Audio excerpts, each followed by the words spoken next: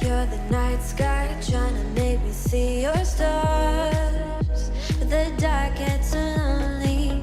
Now I see violet, I can feel silence, and the dark's all that I see.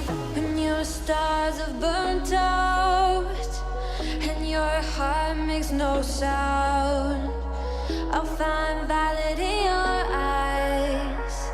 You'll always be my night sky.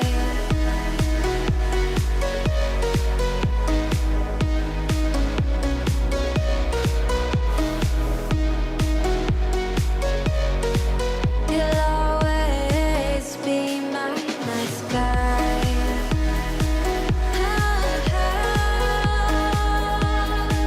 Be my night sky. You'll always be my night sky. You're the night sky hiding behind dark gray clouds. I can't figure you out now. I see your blue. There is so much cold in you, and the silence is so loud when you go. I just stay dancing with my shadow all day. Watch the tide. I can't find the point where our two pass the line, but you're the night sky. I'm trying to see your stars, but I've always feared the dark. Now I see violet, I can feel your silence. You always feel so far when your stars have burnt out and your heart makes no sound. I'll find violet in your eyes. You'll always be my night sky.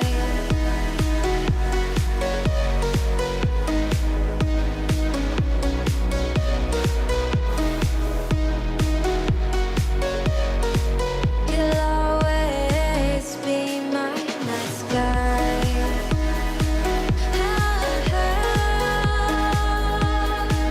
Be my night sky.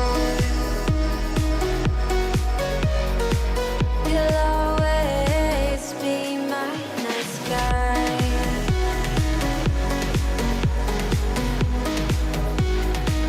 Be my night sky.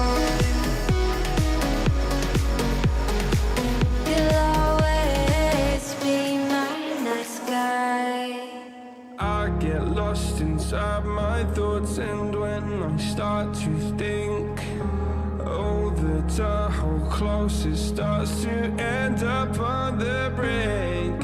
I tried so hard, but all these scars, they cut so deep, I bleed. I fell so fast from heaven, it's like someone clipped my wings. Now I'm falling, and I can't see the ground. Can we stop this gravity? It keeps bringing me down.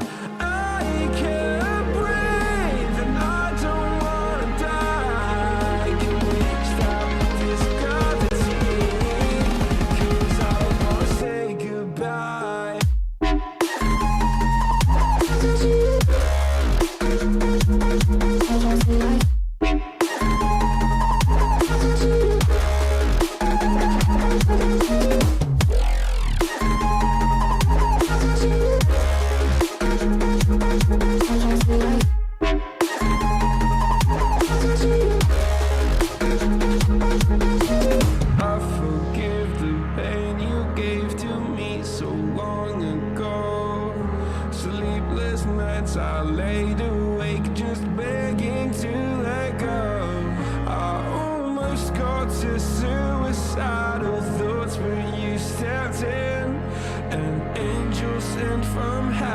showed me how to live again. Now I'm falling, and I can't see the ground. Can we stop this gravity? It keeps bringing me down. I can't breathe, and I don't wanna die. Can we stop this gravity? 'Cause I don't wanna say goodbye.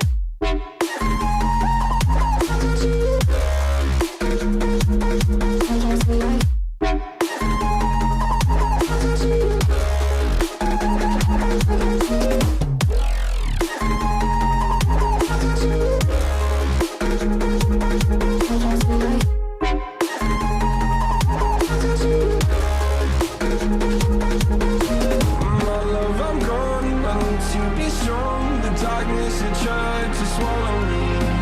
Some things I fall, but I hear your call. I pray I don't hit the ground. Gravity.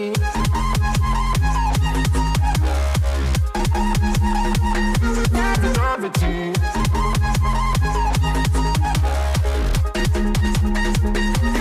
Gravity.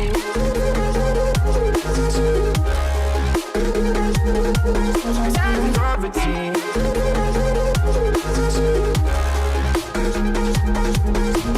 Gravity.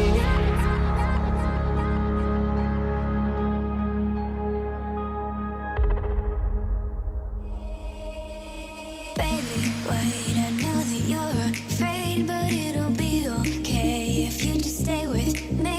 And we can run from here, and we can disappear, and they won't find us where we are going, dear. So baby, hold on to me, 'cause I know I can make you believe in something that only we can see. Oh, so baby, hold on to me, hold on to me.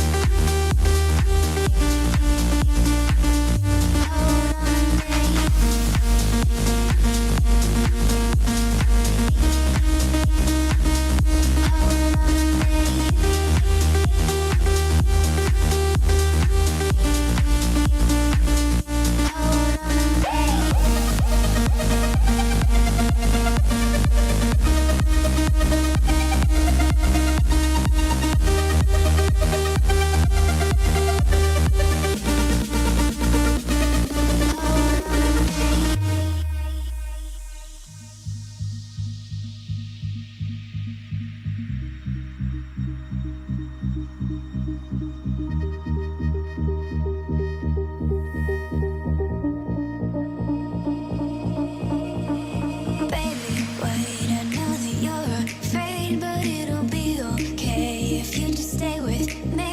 And we can run from here, and we can disappear, and they won't find us where we are going, dear. So baby, hold on to me, 'cause I know I can make you believe in something that only we can see. Oh, so baby, hold on to me, hold on to me.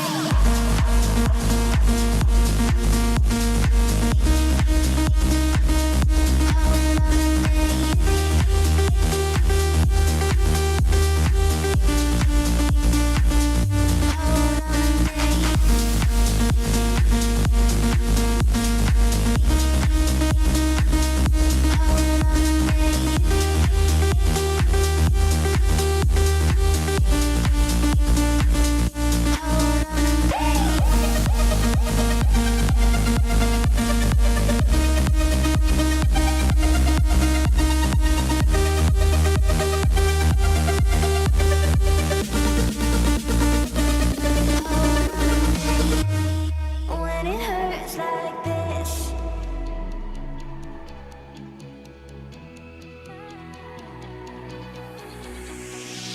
we climb the greatest heights, jump down and have a fight, and that's all we'll ever like. But that can We're hot and we're switching. Welcome into hardcore Penn State football. The Nittany Lions fourth quarter collapsed the Ohio State Buckeyes. Final score 44-31. Sean Caedan will be joining me in just a second to rapid react to what went down yesterday. Obviously, a lot to talk about in this one. Where Penn State goes from here with the quarterback situation, and just honestly, we just got a lot to get off our chest as these games typically do. So all that coming up and a lot more on this week's episode 49, everybody. Let's get right into it. Welcome into hardcore Penn State football. I'm Corey Listoki. With me, as always, the great Sean Caedan. How are you doing today, Sean? I've been better. Yeah. Been better.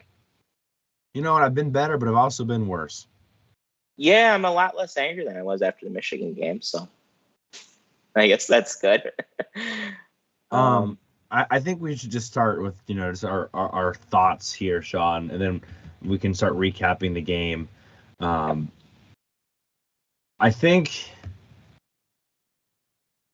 mean, there's a lot of frustrating things to talk about this, but I want to start with what you said on Wednesday night show, because I think it's important to put it in perspective, and people might not want to hear it. But you said, hey, we play them well, and if we come up short, whatever the case may be, you're not going to be too upset at the end of the day this Sunday. And I think with that, take it away.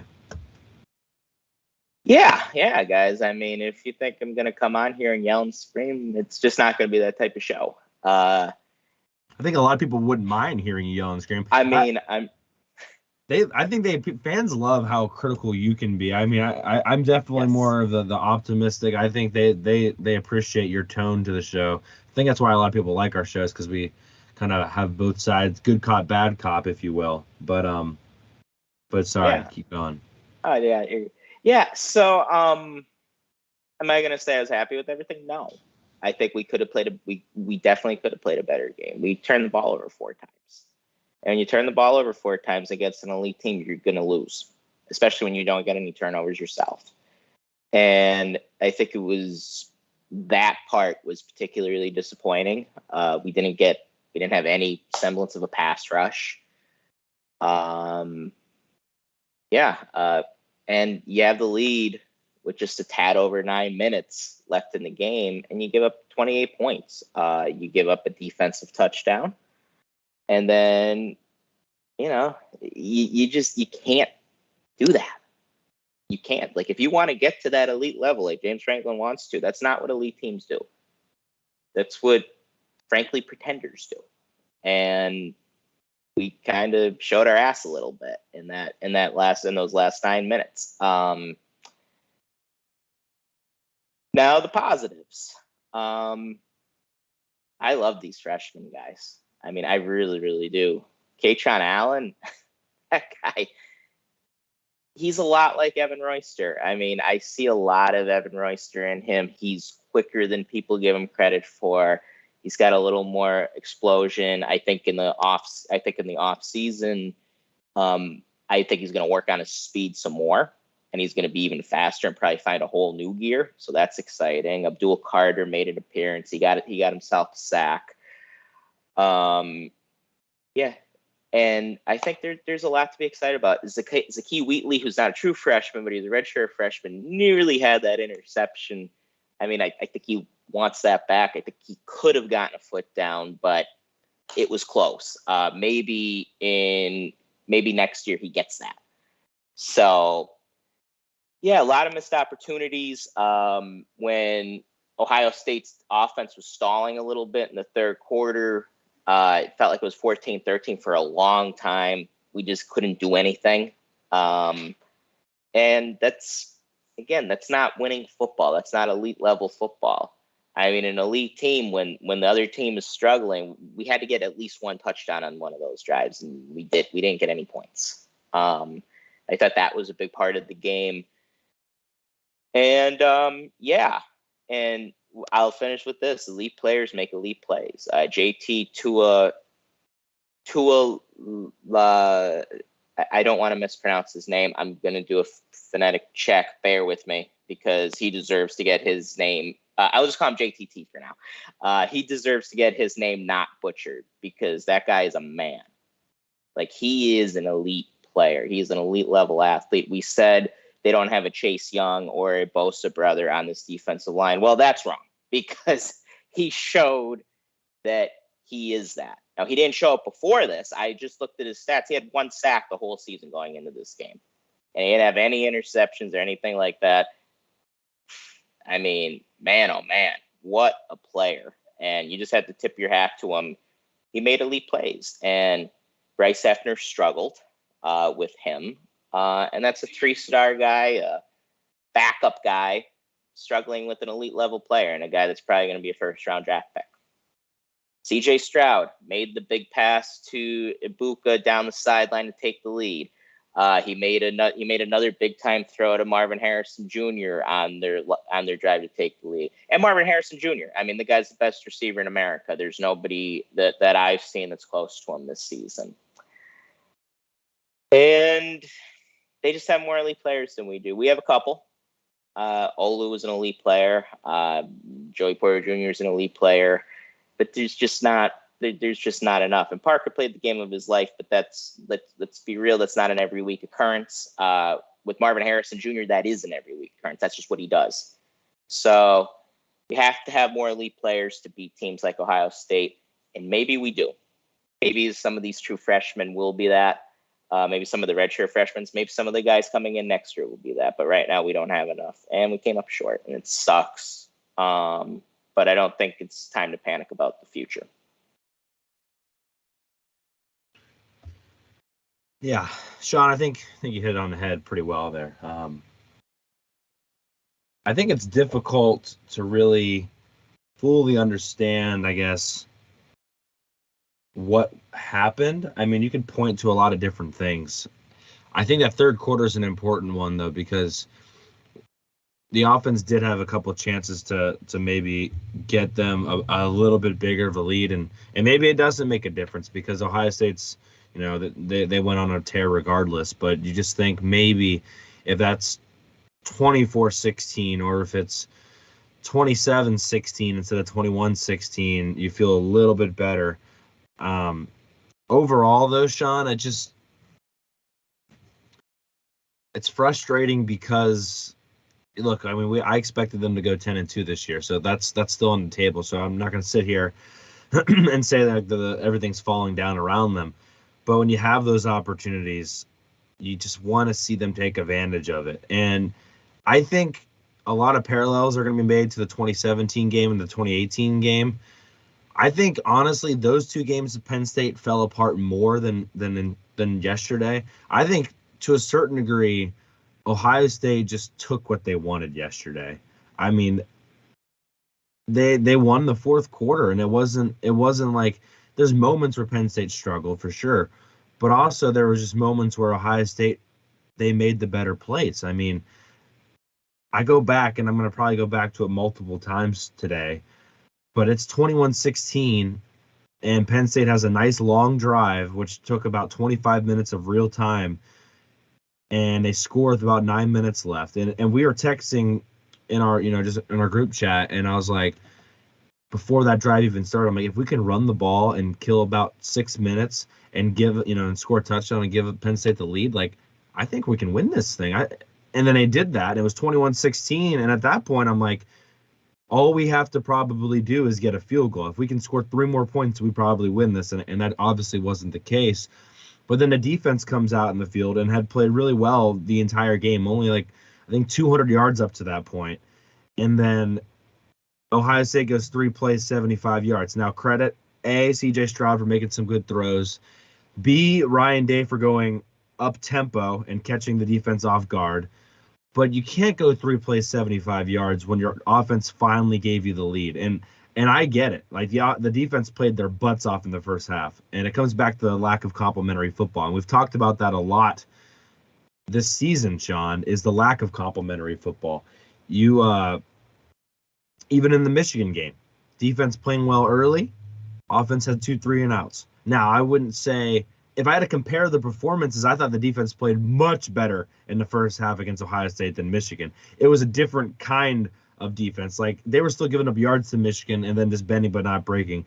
Ohio State was getting excellent field position and coming away with 3 points or no points on a couple of occasions. So the defense played magnificent in the first half. And I don't want to discredit that at all, Sean. But when the going gets tough and you have a lead 21-16, even if they let them score, I don't think that's the end of the world. If they go down and kick a field goal, it's not the end of the world.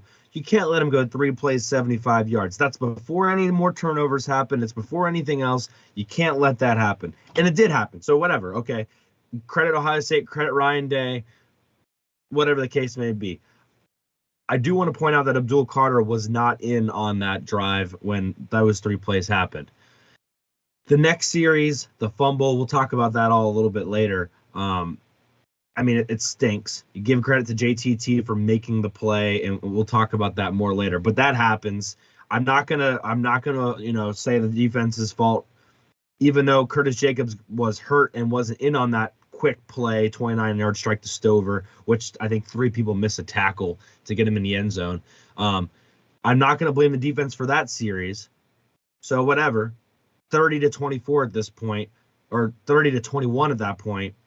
Penn State goes down the field, gets a field goal, gives themselves a chance. Obviously, you want to score a touchdown there, but they give themselves a chance. 6-point game. You tell me with 5 minutes to go and Penn State's only down 6 and your defense has a 3rd and 10 to get the ball back. Sean, I'm taking that all day if I know that's the opportunity that we have. 3rd and 10, a timeout's called because there's only 10 guys on the field. You have the timeout, and then you give up the 3rd down conversion, and then a second later they end up scoring. They have 2 75-yard touchdown drives in the 4th quarter. At the end of the day, you gotta make those plays. And I was about to piss my pants because I said 31-30, and I'm like, holy crap, if they get the ball back, it's going to be 30-24 with about 4 minutes left, and Sean Clifford has a chance to be a legend. And it just stinks that they didn't get the chance on the 21-16 opportunity for the offense to get the ball back, to run the ball, to kill the clock, when they actually might have been able to do that since they're averaging 4.7 yards per carry. And then B, they weren't able to give Sean Clifford a chance, only down 6, to win the game. I think once the touchdown happened, you can talk about that pick 6 at the end. I think once that touchdown happened, the dagger was already done. The dagger is probably already done on that 3rd and 10 conversion, to be honest with you. The lack of complementary football at the end of the day, I give credit to Ohio State because they made plays at the end of the day, but it's just that, I mean, it's just that close. And I think that's why people are so frustrated, right? It's the fact that you have these chances, and for different reasons, they continue to not be able to make the plays. And it is the little things, and it is the JTT versus Effner. It is, why are we playing off coverage on 3rd and 10 against their best receiver, when I literally tweeted, I'm like, this ball is going to Marvin Harrison. And I don't know football nearly as well as Manny Diaz, but we can talk more about that later. That's the more nitty-gritty side of things. But overall, Sean, I'm proud of the way they played, and I thought I was a little interested that Franklin actually reiterated that they played their tails off. It wasn't the same like moral victory, like, oh, we just didn't get the job done. I think Franklin knows that he had him. You know what I mean? Like, I think Franklin really knows that they had him, and it stinks. And I think there's a reason to be frustrated with the final outcome, but overall, moving forward, it's really hard to be too frustrated about this game when it's all said and done, Sean. I know I said a lot. So did I. Yeah. I thought Porter should have been lined up across from Harrison a lot more. We played a lot more zone than I thought. But I would have played him, and when we gave him so much room. I mean, we basically vacated the middle of the field for long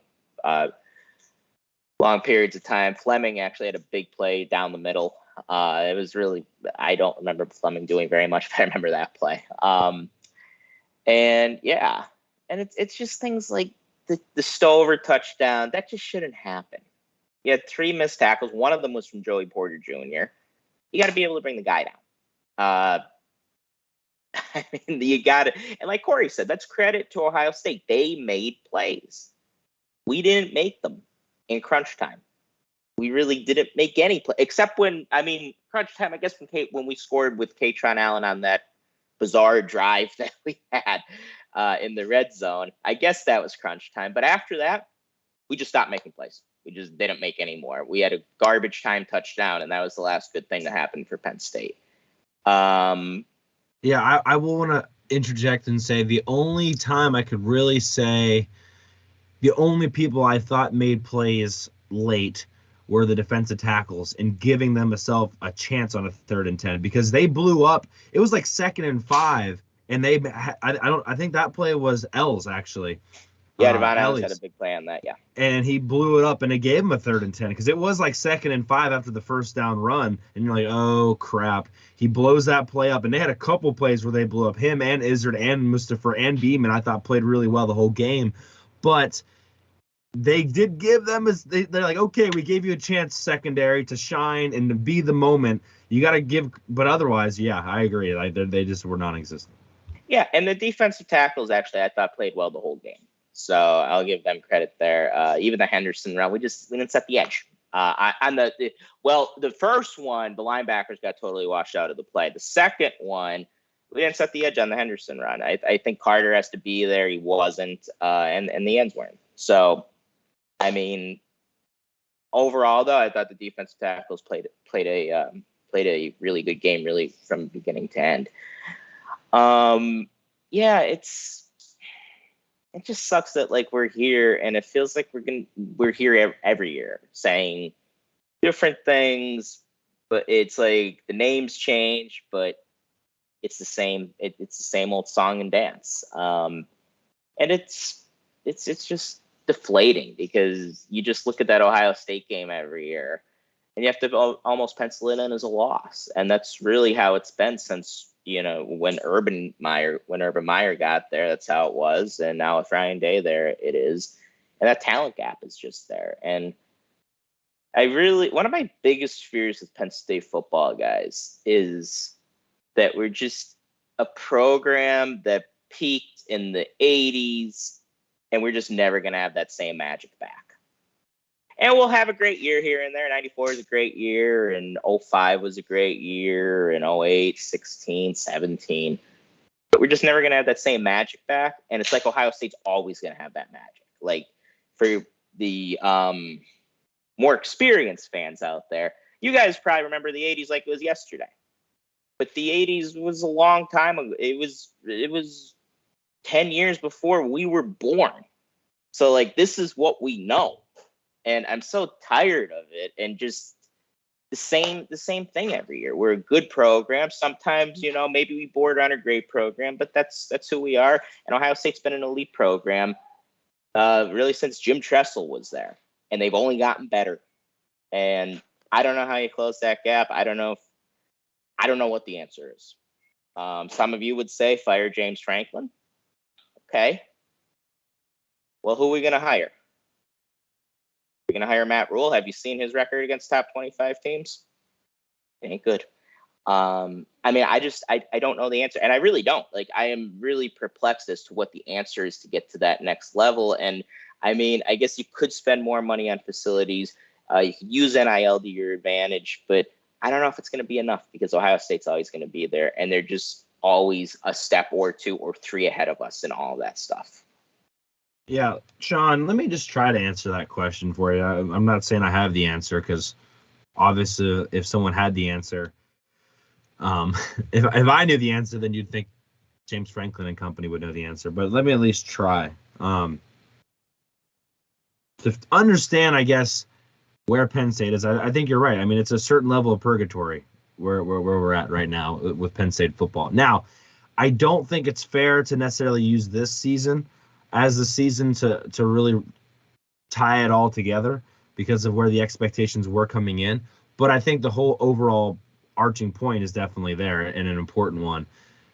To get out of that hump, to break free from the chains that is Ohio State and lately Michigan as well. A couple things. I think Penn State, if they really wanted to, could flip the switch and drop a lot more money on the recruiting staff, a lot more money on NIL, a lot more money on facilities. They could take that next leap. I don't think that's ever going to happen, to be honest with you, because of what the norm was 10, 15, 20 years ago. They got a lot more from Joe Paterno with a lot less. And that was honestly just lucky. And that a lot more, I guess the gap between what Penn State had and everyone else was smaller than what it was now. And that's not making an excuse. That's not saying there's games. Honestly, that doesn't affect the outcome on Saturday.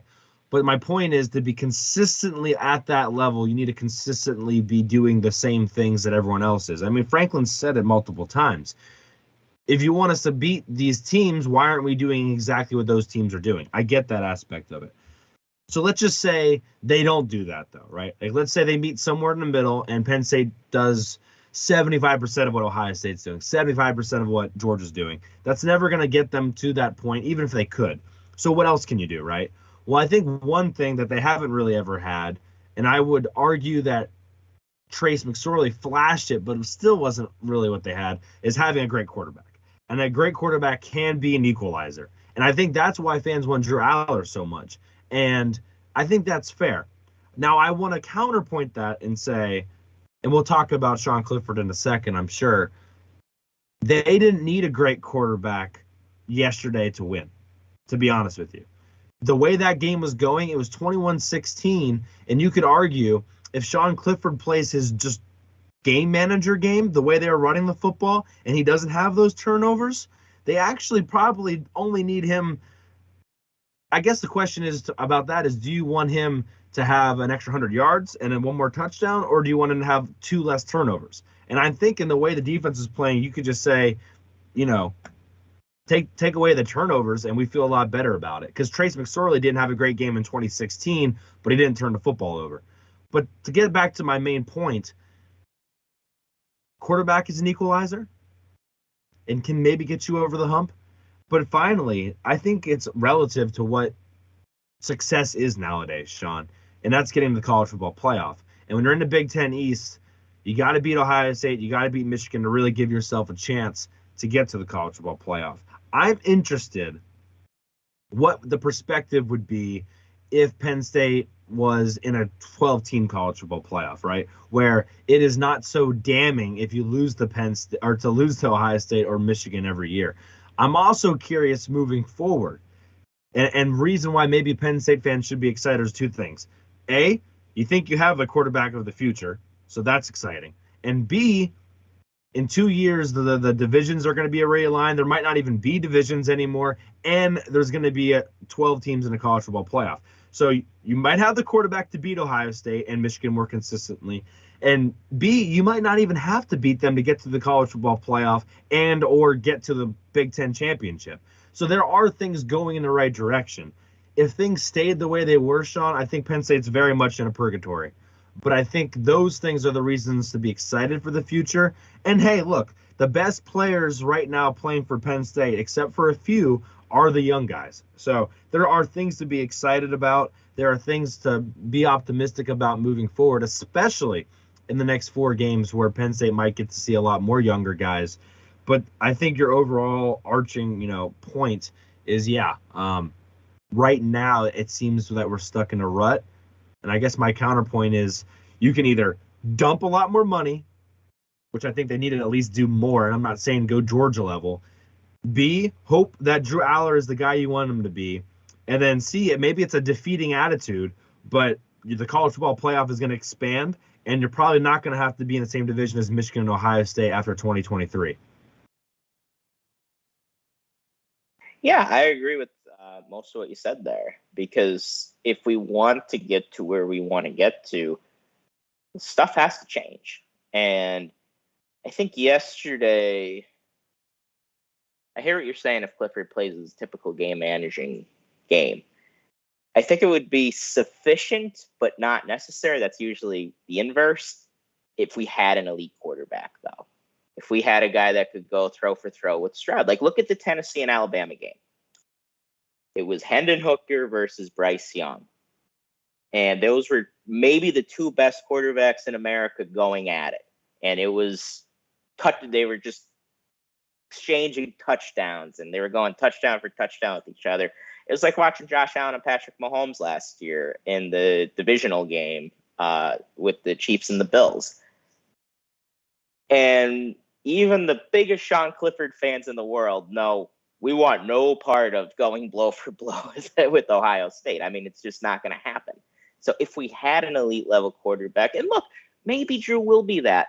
Yeah, I mean, I think we win that game yesterday. I do because we're the home team. I think it's a lot like the Tennessee Bama game, and where the home team probably has the edge. And Tennessee's not as talented as Bama, but they won because they have Hendon Hooker. So, and anyhow, just wanted to go off. Yeah, I think I would even say if we knew Drew Aller was going to put up a 300. I mean, I said 300 for Clifford, but he actually was closer to 400 when it was all said and done. I know one of those is garbage, but if you told me that Drew Aller could 100% give me 4 touchdowns, 350 yards, and no turnovers, Penn State wins by 10, 17 points on Saturday with the way Ohio State played in those first 3 quarters. I mean, the fourth quarter is almost irrelevant at that point. So, and it puts more pressure on them to throw the ball. But we don't know what Drew Aller is yet. We both think, right, that's going to change. But I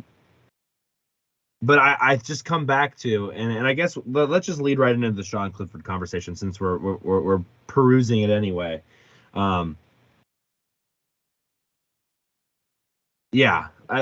talk Sean Clifford. I'm flipping my screen first because I think we need to have a soundbite for Twitter because people are gonna expect it from me. So let's just give it to them. So Sean Clifford.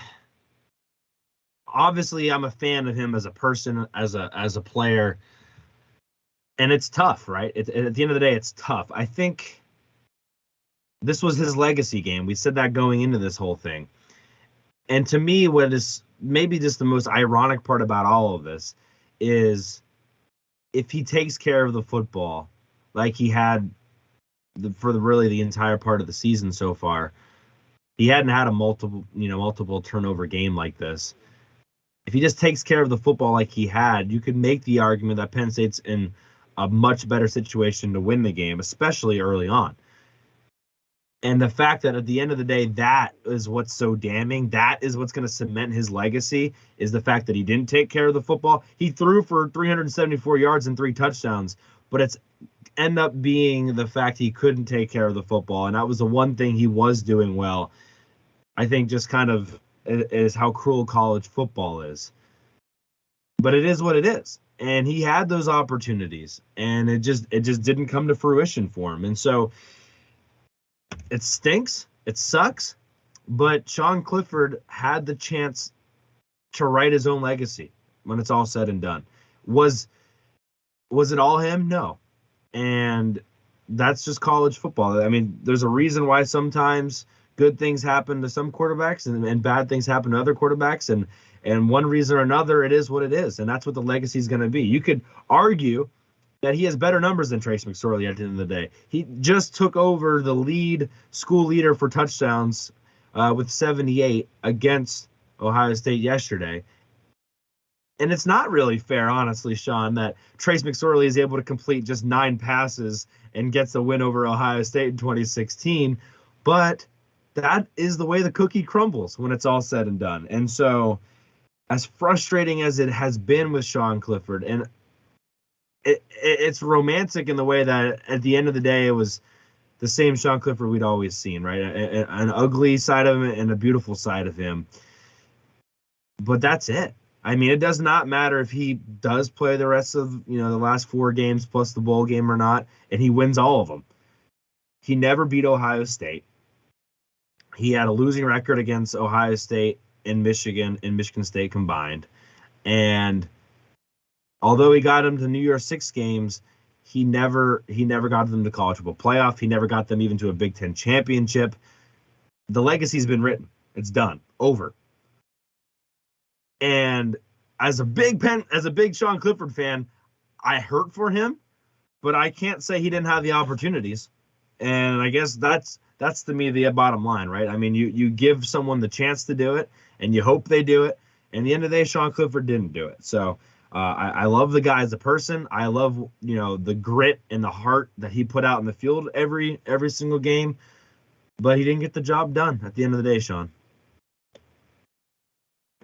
Yeah, I mean, I'm proud of the way that he fights, and I think, but this was his legacy. This game encapsulates what his legacy is, and that's he's gonna make some crazy plays, and it's gonna be fun, and he's sometimes even, dare I say, fun to watch. And then he's gonna really make you want to tear your hair out of your head. And he is, if I were to describe him in one term, it's frustratingly average. Because you keep feeling like, oh, he's going to take that next step, and he just reminds you who he is. He's Sean Clifford, and that means he's going to be average. And look, guys, average and when people go, oh, he sucks, he's awful. No, he's average, because he still does make plays sometimes. Awful and terrible, that's Ryan Helinski. He doesn't make plays. He doesn't do anything. I mean, but Sean Clifford does. And I think that's almost the most frustrating part about him. And look at the 2019 Maryland game. I mean, I was really excited after I watched that. And then I think we played Purdue the next week, and he threw his first bad interception, and I was like, that's weird. And he just never grew out of it. And it feels like in a lot of ways he's the same quarterback that he was back then, except he's playing it's a different kind of offense. He's gone through three different offensive coordinators. So throughout being in a Mike Yurcich offense, it's a little, like, stuff he's running is different, but he's still the same. It's different stuff, but he's still the same. And I think that's another frustrating thing, is we really haven't seen him get any better. Pre-snap, he almost certainly has.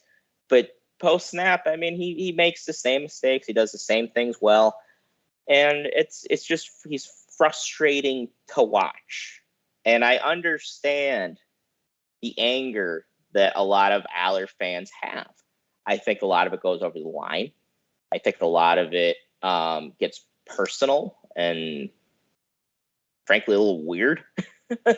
Some of the stuff I've heard them say. But I understand the frustration. I understand wanting to have something different. And, next week, I also want Drew Aller to start.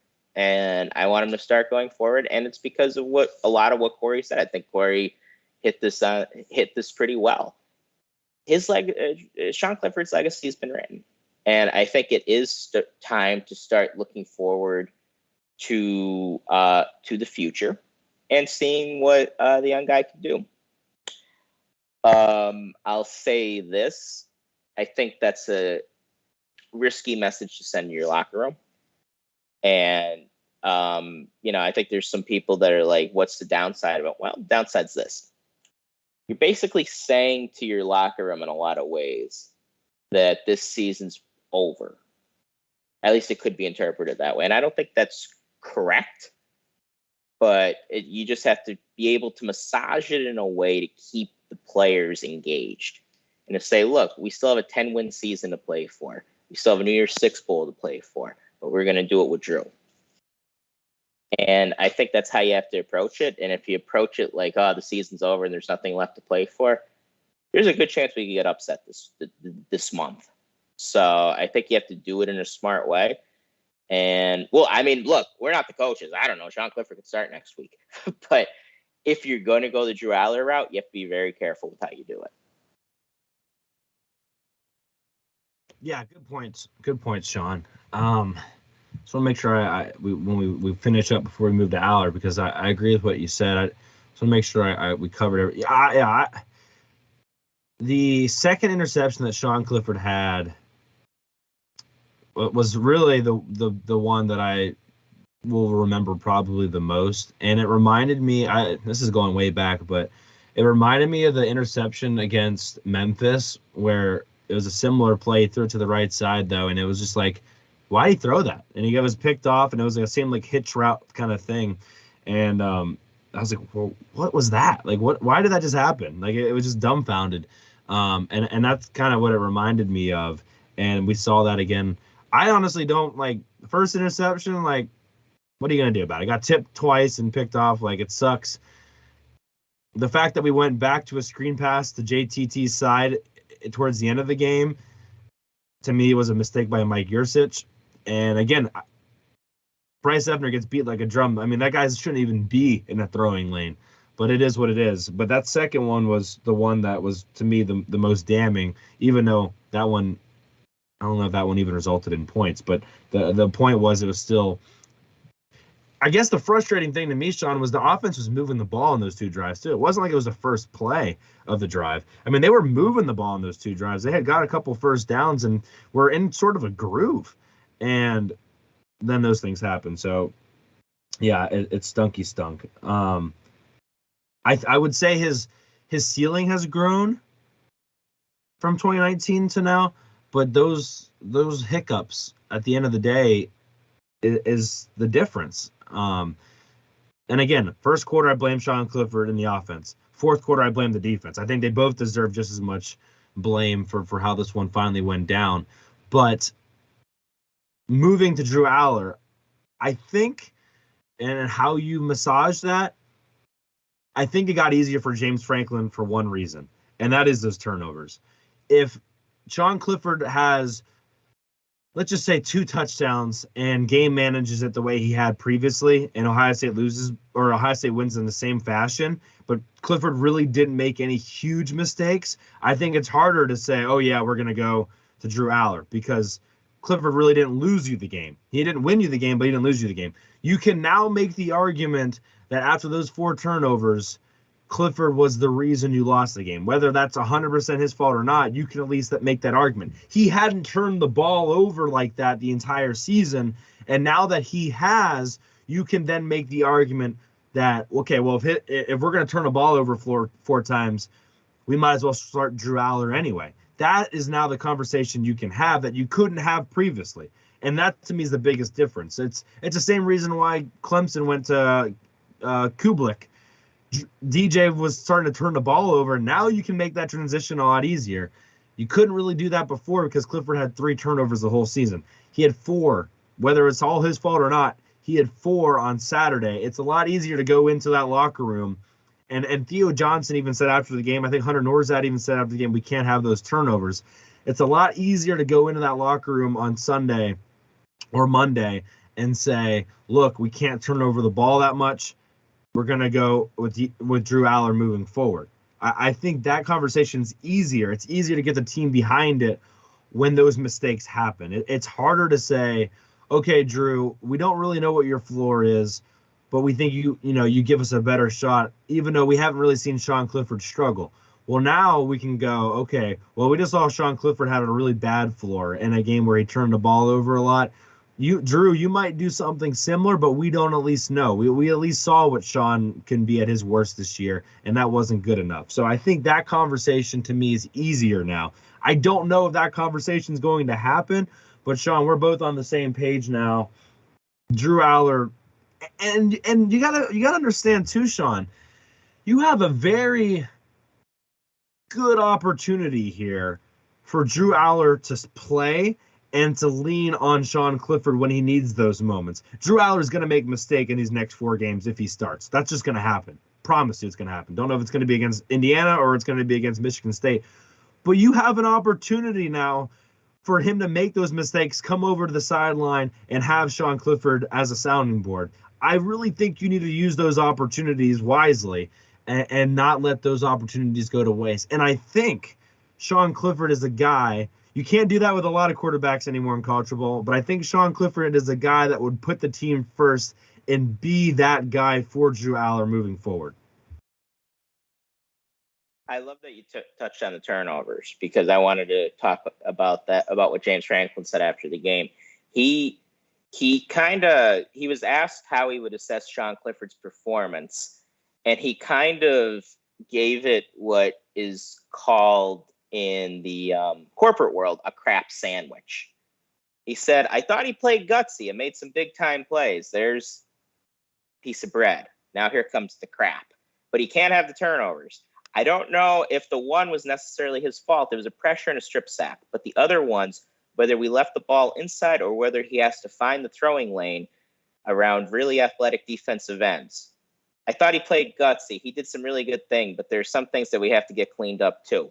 And he also mentions turnovers in his opening statement. So, knowing that, seems like he could be setting the stage right there in the press conference for turning the page. And I think the best argument the Aller camp has always had is, and it's one that they rarely use, so it's interesting in that way. And it's, well, if Sean Clifford's going to turn the ball over and Drew Aller's going to turn the ball over, well, why don't we just go with the young guy? The thing is, Sean Clifford really hadn't turned the ball over all that much until Saturday. So now I think it kind of gives, like Corey was saying, it kind of gives Franklin a bit of an out to be like, well, we're going to go to Drew because Sean turned the ball over 4 times. And it sounds like he's putting all of those interceptions on Sean Clifford. And look, I hear what he's saying. Like I think especially his third interception, I kind of put that on Sean because Effner was obviously beat and he still threw it and really didn't make any effort to try to, I mean, there's only a few guys that can make that sort of like throw around JTT. He just kind of threw it right at him and he went and not throw it right at him. He had to go get it, but it was relatively, I mean, it wasn't easy, but I guess for a guy as athletic as JTT, it could be considered easy. He made it look easy. He made it look easy, but there's only about like 4 or 5 guys in college football can make that play. No, but I mean, you got to know that as a 6th-year senior. So I understand where Franklin's coming from too. Yeah, and Franklin really emphasizes not turning the ball over and causing turnovers and winning the turnover battle. Yeah, I mean, you look at the stats for the game. Penn State won everything except for turnovers, which just and yards per attempt, if we're going to be exactly precise, which to me is just nuts. And I think people misunderstood what I was trying to say on Twitter at that one point. I was like, disregard turnovers. You give me that stat line, I mean, there's no way Penn State should lose that game, but obviously turnovers is the reason. I mean, you tell me Parker Washington goes for 11 or 10 catches or whatever it was for 170 yards, and Clifford has 370 yards passing, and they run for over 100 yards for the first time since 2018. Like, holy crap. But turnovers, it doesn't make a difference. And I think you're right, Sean. And I think for people on YouTube, we appreciate you guys being here. Make sure you've liked the video and you've subscribed, and definitely let us know what you're thinking in the comments. Philip, I'm going to probably mess up his last name, Tessaro. He thinks James Franklin's in love with Cliff, and we've seen that a lot. I don't think that's the case. I think Franklin loves Clifford as a person and as a leader. I think you're right there. But to say that a guy who's making as much money as he's making and has who he thinks is potentially the catalyst to beating Ohio State and Michigan moving forward, to say he's not going to be willing to go to the next quarterback, I think is just not true. We've seen him. I mean, how many touches did Kayvon Lee get against Ohio State, Sean? Yeah, he was also hurt, though. Yeah, but he still suited up. I guess my point is they go to the guys when they need to, and I don't think at the end of the day, now that the turnovers are being a part of it, and that's a big part of it for Franklin, I don't think this love fest that people think Franklin has for Clifford is going to be the reason he doesn't go to Aller. I don't. Now, who knows what they're going to do? But I think you're right. I think the way they talked about turnovers so much, he didn't have to do it that way. He didn't have to.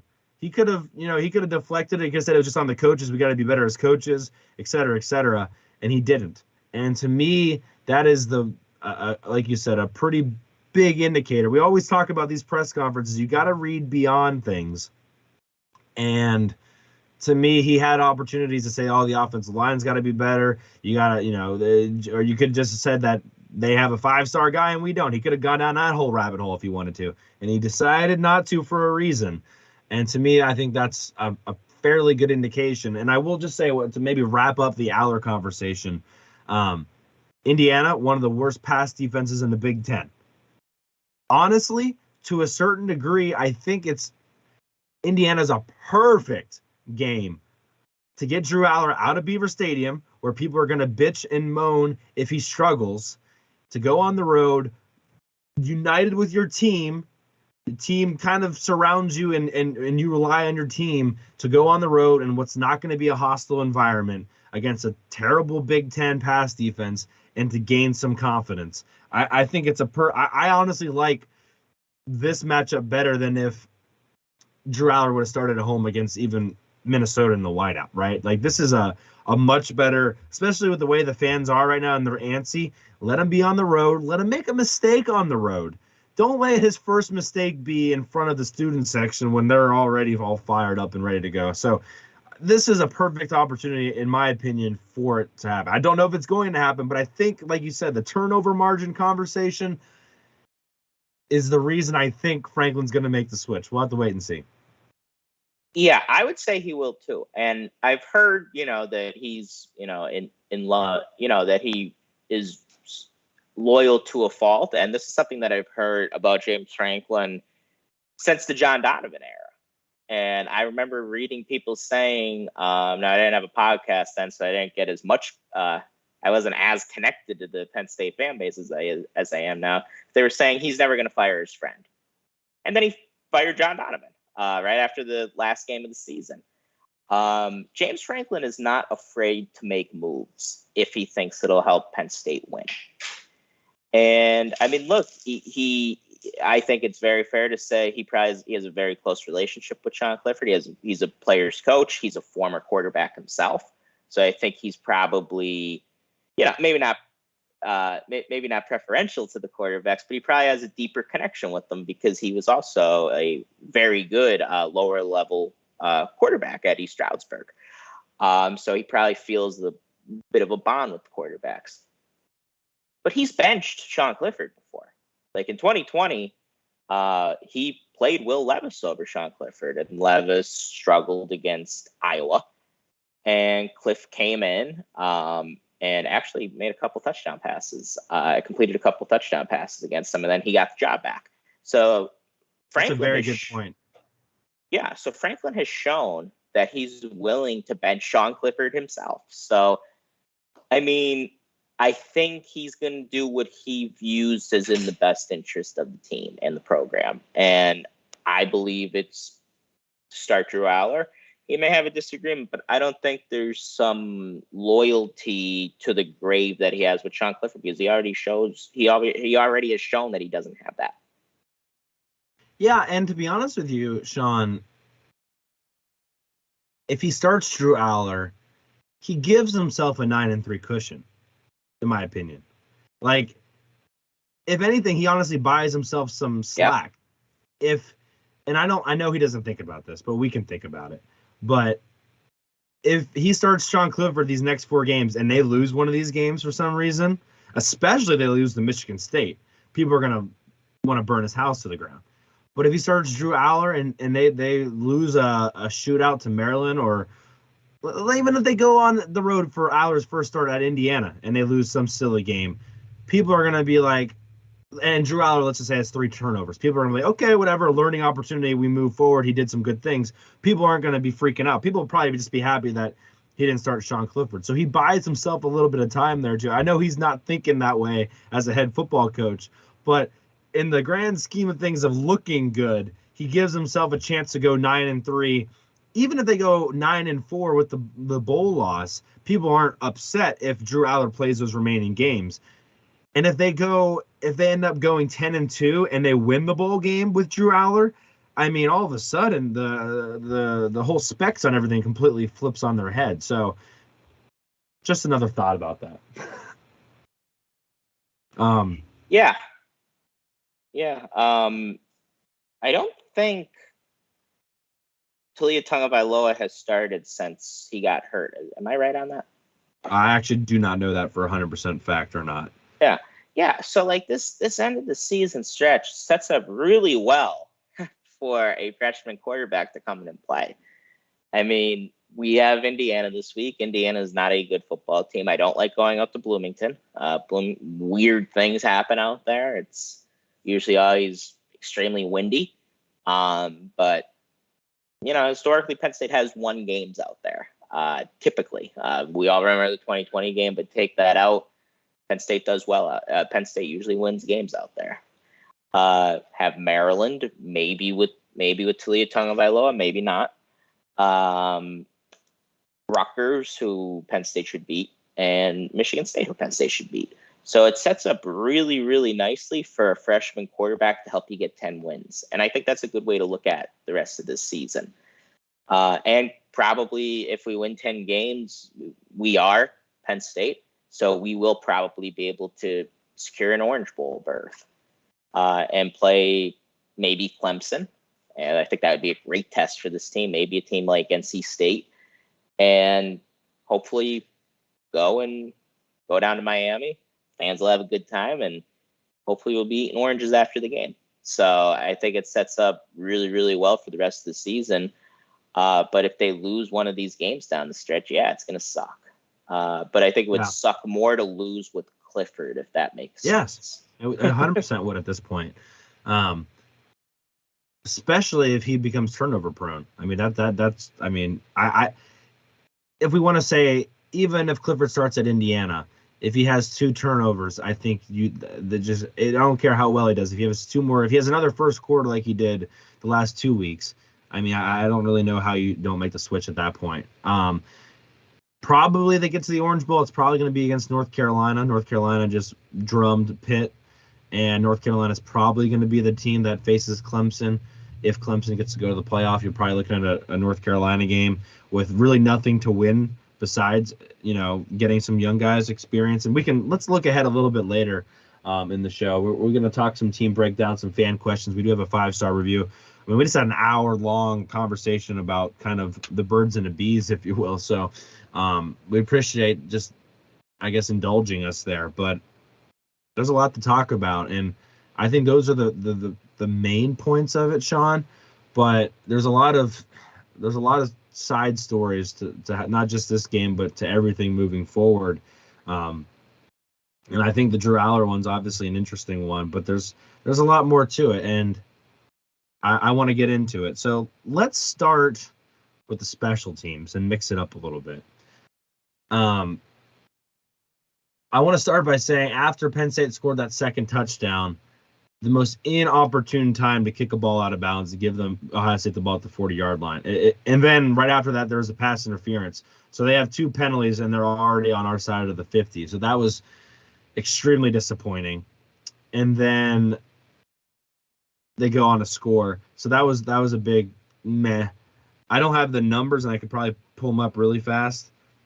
But Barney Moore wasn't great from the punting duties. I don't know if it was more of like, let's not let them have a big return kind of thing. Like, let's just keep it kind of short. We'll take 10 yards lost, off the average, as long as, they don't have a big return. But he had one that ended up being a touchback. You don't really want to see that when, a chance to pin them deep.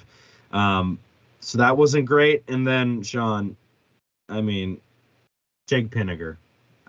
You can't even say he had a bad day, because he ended up going 1 for 1 with a 44-yard field goal. And honestly, him missing those 2 field goals in the grand scheme of things was much better for Penn State to go for it. I thought they should have went for it anyway.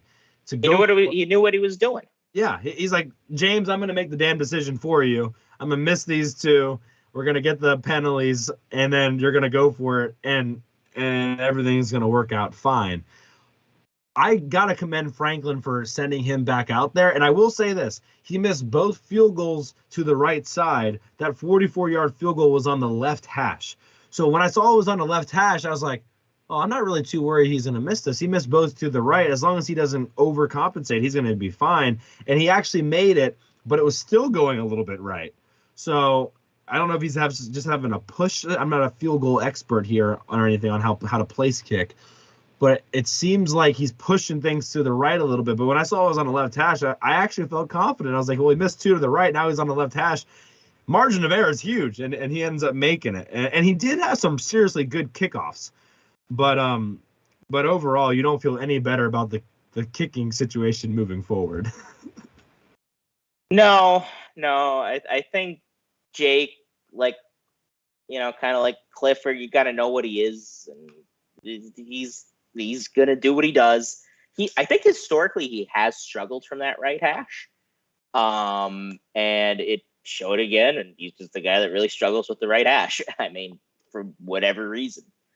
I actually tweeted, "Why are we kicking this?" When we lined up for the kick that he made. I think it was from 40 plus. Admittedly, it was kind of an attempt to reverse jinx it. Like, I do that sometimes, especially. I've been known to reverse Pinniger jinxing. Yeah. Yes, and I did try to do that, and hey, it worked. So y'all should thank me for that. So I was happy. I was happy to see him make that, because I thought his confidence would just be shook. But maybe Franklin kind of reinstilled some confidence in him, like saying, hey, I mean, I saw you miss 2 field goals, but we're going to send you back out there because we believe in you. Maybe that's what it was. And it was also, he needed a field goal at some point anyway, really, to have a chance to win the game. Right. I thought we should have kicked on the first drive of the third quarter when we didn't get any points. I would have kicked there, but it was from the right hash, so maybe Pinniger misses, and it's all for naught anyway. Yeah, I'm not against the decision, but the play call I thought was meh. Yeah, play call I didn't like at all. I understood going for it, but a lot of times I try to imagine what I would do at that point, and I would have kicked. But I understood going for it, but it was just we lined up in what we call a trout line formation, and we ran a very predictable play. I thought that was probably a good time to run play action out of it, but we're still waiting on that. We did. I did like the, but anyway. Back to special teams. Barney, I thought it was probably his worst game. The touchback. I mean, I kept waiting for the ball to check up because it always seems to do it when it rolls for him, but just never did. It just kept going. So not a very good Barney Amore day. Daquan Hardy fumbled on the kick return to start the second half. Yeah, I literally screamed no at the bar that I was at, and everybody kind of looked over at me like I was a crazy person. But because I thought we gave it up to them. I thought I saw a lot more white jerseys around the ball, but thankfully we were able to get it back. So maybe when Daquan Hardy's back there, we just call fair catch, and I'm fine if we do that the rest of the year, personally. Yeah. Because I don't think there's anybody who's really going to take it to the house that we have the return kicks right now. No, Evans had one, and he didn't do anything with it, 17 yards on his kick return. Barney and Moore 3 punts, 44.7 yards average, so not awful, but and he had a long of 59 technically, but not great. And Sean, this has just made me think overall, and this is one more overall point that I just kind of thought of, and bear with me, but I want to mention that Hardy fumble, the Tinsley fumble right at the goal line, the pass to Washington that was tipped but caught. There were lucky breaks in this game for Penn State that if Ohio State catches even more of those, and now Ohio State had the tipped interception, so let's not say they didn't have some lucky plays. But there are moments in this game that could have went against Penn State where it's not even as close. So I think that's worth mentioning, that you can't fumble the ball out of the kick return half. It didn't end up costing him, but God, that could have been extremely detrimental to the entire mojo of everything. So I also thought at a certain point, and we've harped on this before, that maybe you let Singleton do some kick returns against Ohio State just to see if he can, spark some sort of confidence. They fair caught a bunch of them. And I don't, at the end of the day, whatever you want to do. At that point, I'm not going to argue that anymore. Parker Washington was very just meh on punt returns, but again, it seemed like they were maybe going after it and not trying to set up the return. But overall, special teams didn't cost Penn State the game. But in a game like this, you almost want them to help you win the game. And they didn't necessarily do anything to do that. So not a knock on the special teams, but in these big games, sometimes you need a special teams to make a play, and they were really just nullified.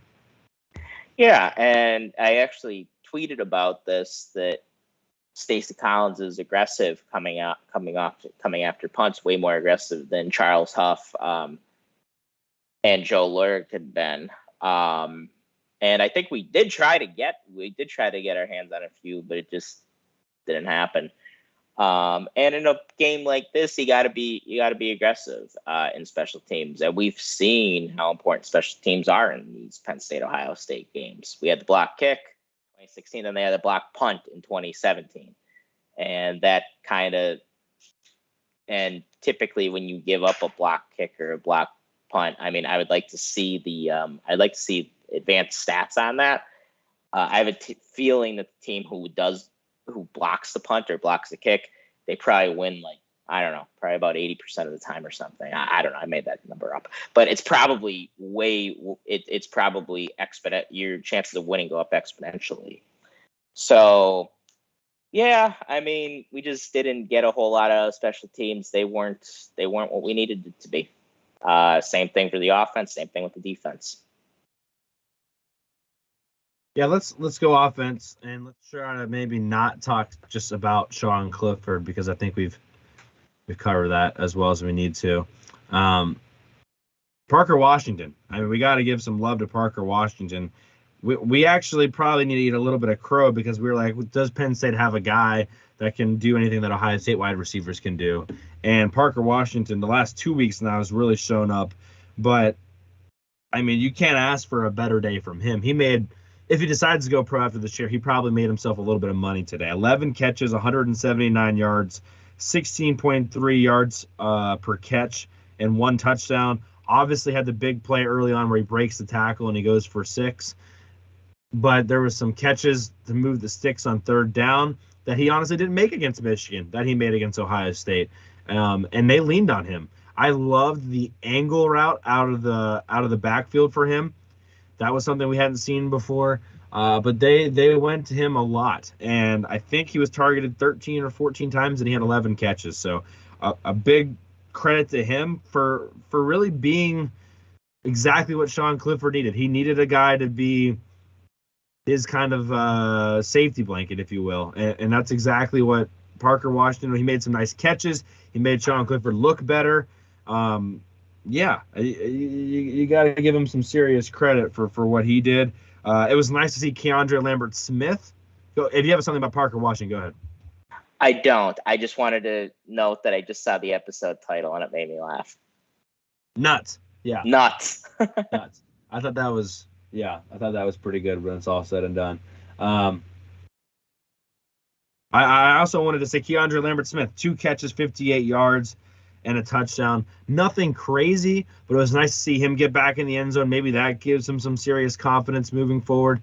Keandre Lambert-Smith, I thought, athletically was a big boost as far as when he caught that ball, there's no way anyone is going to stop him getting end zone. Like when when Clifford hits him with when his legs are already moving in the right direction, I mean, there's not many people in the country that can catch Keandre Lambert-Smith. So that was nice to see him get back on the page.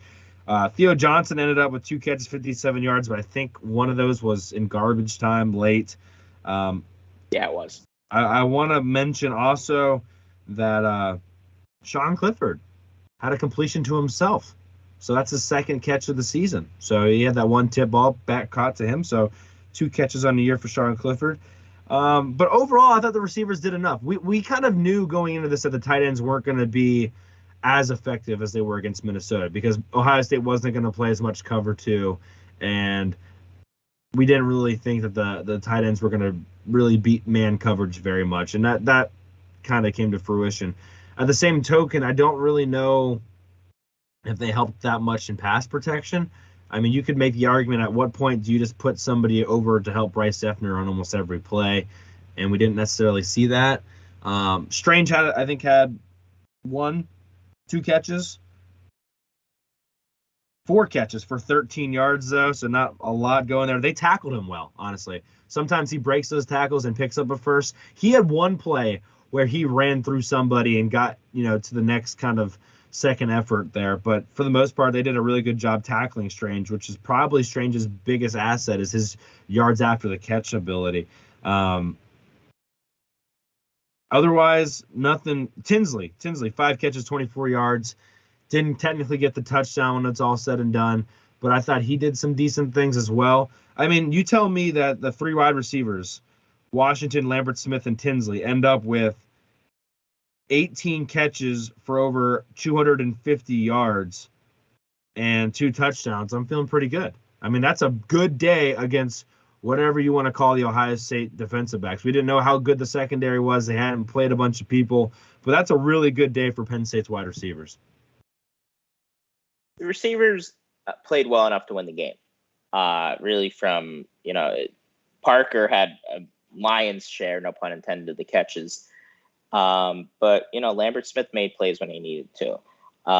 And we saw an Omari Evans appearance, which I think we should mention too. I'm sorry, Tyler Warren, big catch. Big catch on 4th down. Oh. And I mean, one of Theo, and we did say that Theo Johnson, he had 1 catch in garbage time, but one of them was that big play where Clifford ran up to the line, nearly threw over the line of scrimmage, and found Theo Johnson downfield. So I thought that was a big play in getting us back in the game because Keandre Lambert Smith scored, I believe, a play or 2 later. So that play doesn't happen if the Theo Johnson play doesn't.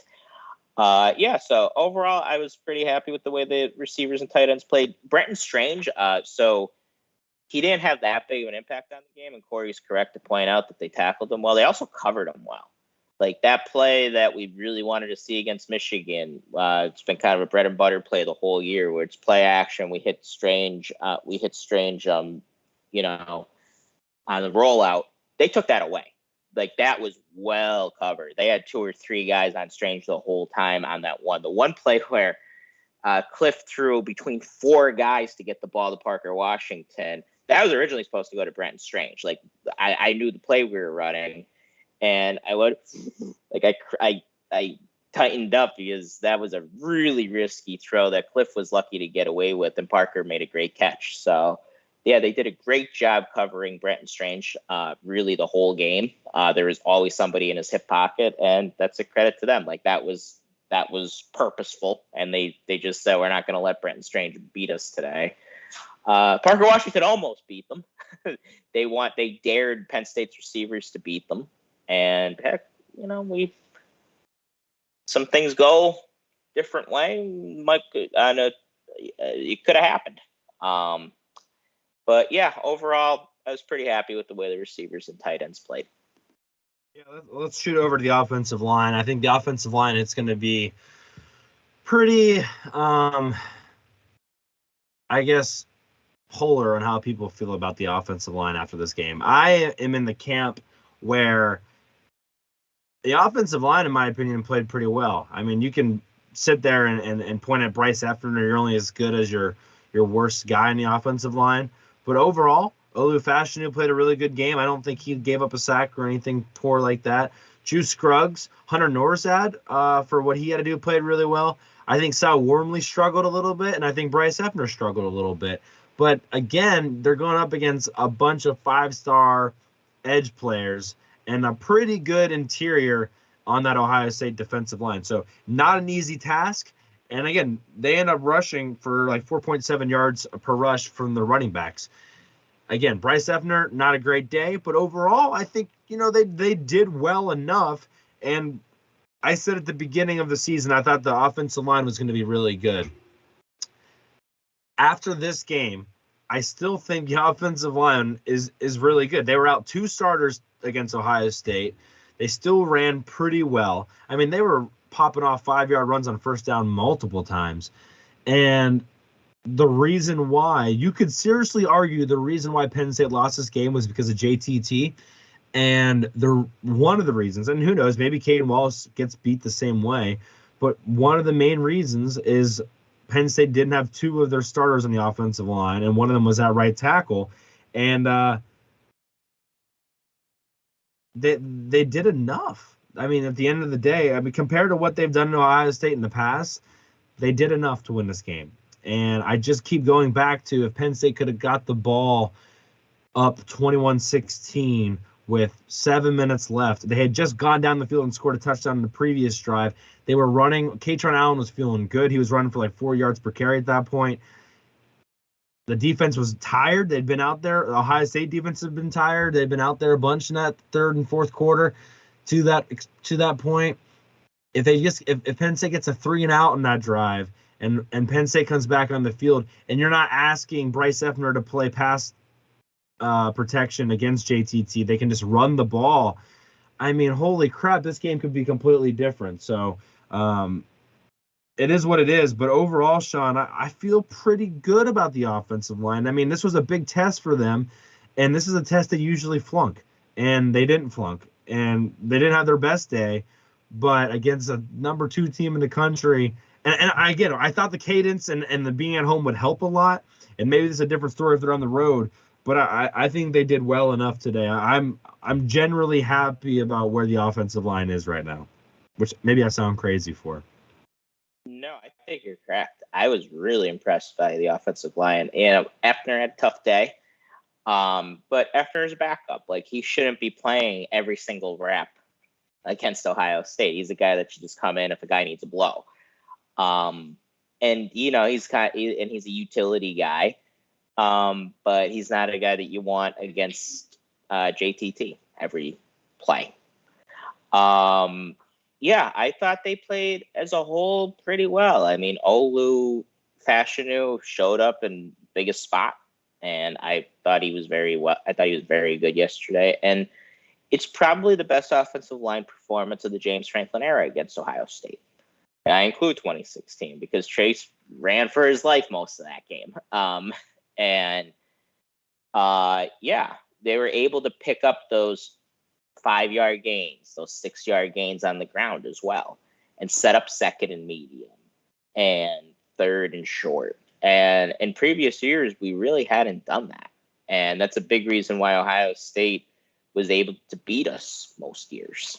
And we just didn't look totally outmatched by Ohio State. And I think that's huge for this program. And I think, I really do, and I hope I'm right, I think the days of terrible Penn State offensive lines could be over. And I say that because I think Troutwine has redeemed himself. He redeemed himself in my eyes, and we're recruiting better talent. And I really think that the days of them just being a weak part of the team, you could just pencil it in that, all right, the offensive line's going to suck. I don't think that's going to be the case anymore. I mean, you're going to have better years than some. You're going to have worse years than some. But I don't think that's going to happen anymore. And that's a big, big step for this program, especially when you have 2 stud running backs like we do, and you have a potential stud quarterback. So overall, I was really impressed by the offensive line. Effner had a tough game, but I thought everybody else pretty much did their job. Yeah, that's a good point, Sean. That's where I'm at too. The exciting thing is that theoretically they could all come back next year if they wanted as well. I mean, we don't know what Fashion is going to do. We don't know what Juice Scruggs is going to do. I guess Caedan Wallace can still technically come back too if he wanted, right? Yeah. I think he's only a redshirt junior. Yeah, which I believe. Who knows? I mean, you could argue those 3 guys all go, but they all could also come back, and we'll have to wait and see. But yeah, I agree with what you said. I mean, we don't need to talk about it forever, but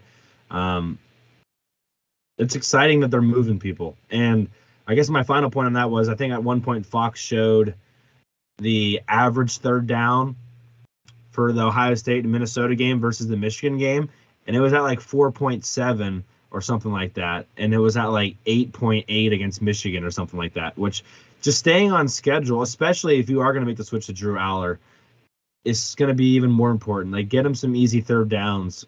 And honestly, it doesn't matter who the quarterback is. Get him some easy third down situations where you can use the tight ends, where defenses have to guard the flats, because then that opens up some more things behind them. So, yeah, I feel good about it. And we hadn't really talked to running backs yet exactly, but I thought the offense line and the running backs, you could kind of pair together. They did what they were supposed to do. Kaytron Allen looked really good. I think another year in the weight room for his top end speed is going to be super beneficial, because I think he doesn't have the home run threat yet, but neither did Saquon Barkley. Saquon Barkley got caught from behind a couple times out in his freshman year too. So I don't know if he's ever going to get to Nick Singleton's speed, but I think Kaytron Allen against non-Ohio State Michigans can house some of these next year. And Singleton was good too. I'm not saying Singleton isn't, but Kaytron Allen definitely deserves to start at this point. And he showed it. I mean, he ran people over. There was a couple plays he was super physical, really good vision on a couple plays, and you can't help but be excited about where the offensive line and where the running back is compared to where they were last year. I mean, Nick Singleton and Kaytron Allen combined are already over 1,000 yards combined together. I mean, that is just.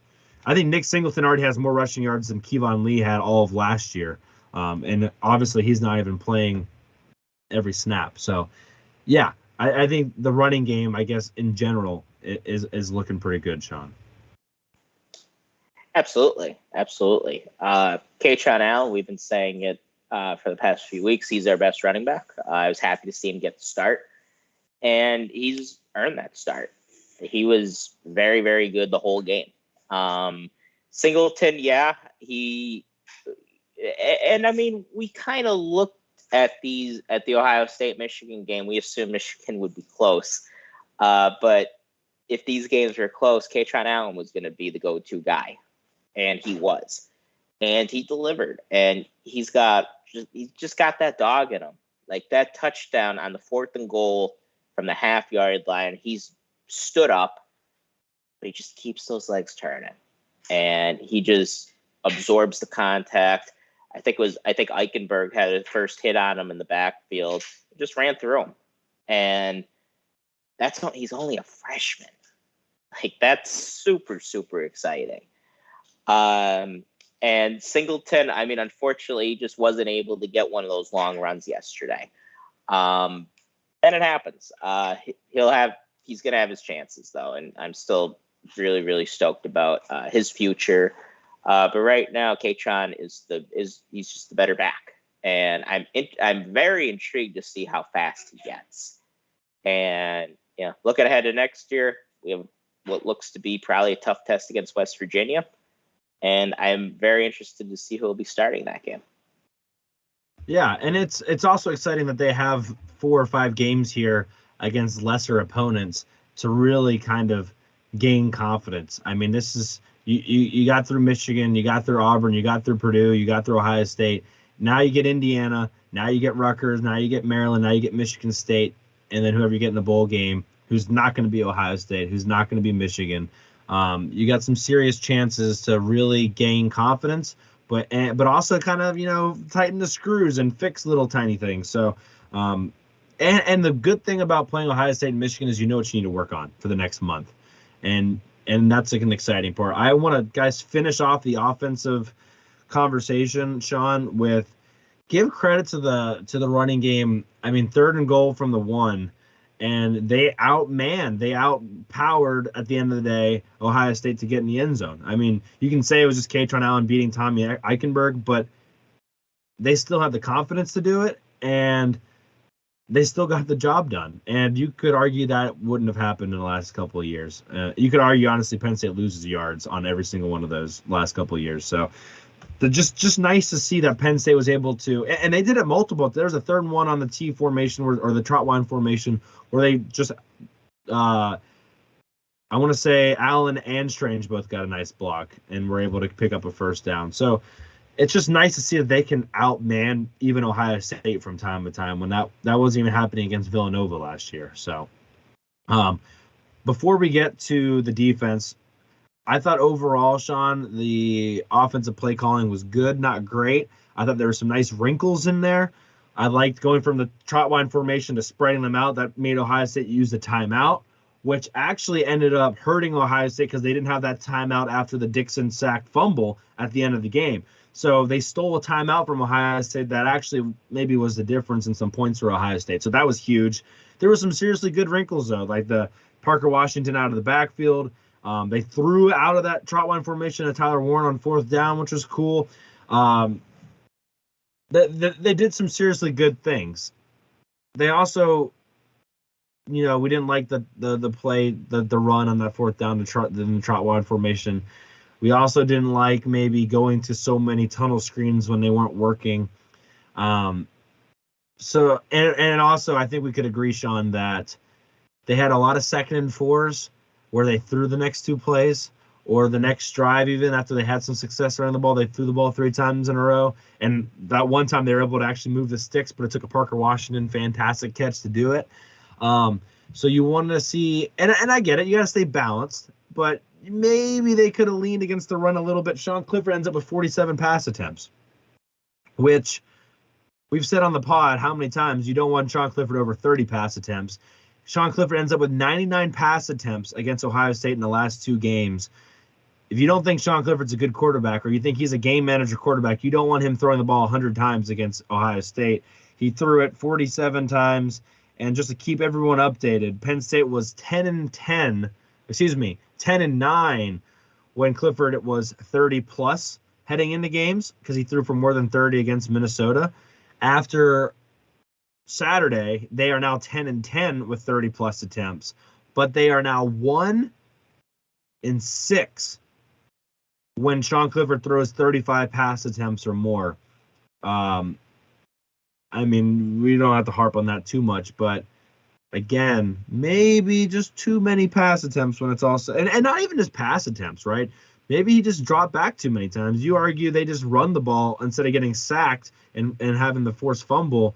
If that's a run, maybe things are different. So, Sean, your final thoughts on how Mike Yursich handled things, I guess? Yeah, I mean, I honestly thought we could have ran the ball more. Again, I'm with you. As I was watching the game, Fox has those attempts, completion attempts at the bottom of the screen. I started watching that closely, especially as it got later into the game. I was like, oh, we're approaching the danger zone. And then we approached it and we breached the danger zone. So I thought we could have ran the ball more. Deep in the danger zone. Yeah, we started really getting in the danger zone. I think that was his 3rd most ever. I think Maryland in 20 whatever, Ohio State last year, and this one. I think those are, and Minnesota 2019 was pretty close to that too. Yeah. But those, yeah. Yeah, and I mean, if you listen closely, you could hear the song, and if you look closely, you could see Tom Cruise there from Top Gun. Anyway, Top Gun joke. So yeah, I thought we could have ran the ball more. The tunnel screens were getting predictable. I thought it probably led to that last pick to the pick 6. But overall, I mean, I didn't hate the game he called. I like the wrinkles, and a lot of people are like, oh well, they just got to open up the playbook. The playbook's pretty open. I mean, by this point in the year. But they will add wrinkles throughout the season. During the bye week, I'm sure they added some wrinkles. And just leading up to game day, you could put a play in, you could put a package in, but you can't change your whole playbook. And I thought I was pretty impressed by the wrinkles. And if Ohio State doesn't call timeout out of that wrinkle, Clifford's off and running, because Ohio State had no idea where to line up. The safeties looked totally confused. They were shifting right as we were snapping the ball. They didn't know what was going to happen. So that was cool to see. Yeah. So overall, I thought Yursich called a pretty good game, but it could have been better. But I mean, I guess we could say that about most offensive coordinators, right? Yeah, I think you tell me again, those stat line without the turnovers and 31 points scored. We said they had to get over 31. You could say it's garbage time, but the argument is they still got there, and they were still honestly close multiple times to getting there. the end of the day, you can't have the turnovers and you can't let Ohio State get in the 40s, and they did those things. So yeah, I agree. It wasn't his best game, but I thought they did well enough to win the game as far as Mike Yurcich's play calling going. Before we switch to defense, 5-star review. This is from B More Bry. 5 stars. Must listen show for any Penn State fan. A show that covers everything a Penn State fan could want and then some. So thank you to B More Bry. We are at 86 5-star reviews. We are getting super close. 14 more away from the 100-star goal, that 100 reviews that we were hoping for. I actually sent the sticker already to Be More Bry. So thank you for reaching out to us. We got that sticker going out to you already. If you drop a 5-star review on Apple or a 5-star rating on Spotify, we will send you a sticker. Just let us know. We really appreciate it. And yeah, we're getting there. We're getting there on that. So we really means a lot. It only takes a second. We'll read it on the show and we'll send you a sticker. So a lot of love lately. There's been a lot of hate lately too, but there's been a lot of love. And we'll reiterate, we like to have those conversations with people on Twitter. We like to have those debates. A lot of times, some really good conversations, we learn a lot out of it. But if you're a jerk, if you're insulting, we have no issue muting you. We have no issue moving on and not having those conversations with you. At the end of the day, it's a Penn State football conversation. It's not life or death. There's no reason to be insulting as much as you disagree with us. And if you are a jerk, we're just going to move on. So thank you so much to the people that had a lot of just good conversations on Twitter, because there were a lot more of those. And we enjoyed those. But if you're going to be a jerk, not going to be a jerk with us, because honestly, we just don't have the time to do it. I don't know, Sean, we probably had 1,000 mentions over the weekend, at least. There's a lot of conversation going on, especially after losses. And we learned a lot, but we're not going to have those conversations with people that are mean. And you can say that's just whatever, but we don't have the time for the negative energy. We do have the time for the positive energy, and that's why we had the 5-star reviews.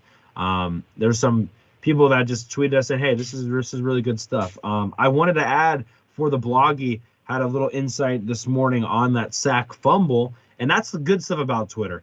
I mean, to go into those conversations and to explain why on a 2nd and 4 Ohio State was playing off coverage. For the bloggy thinks that Ohio State knew what was coming before it even happened, because they were playing so far off, and that's why maybe it was so easy or maybe made the ball not come out as fast as maybe they wanted it to.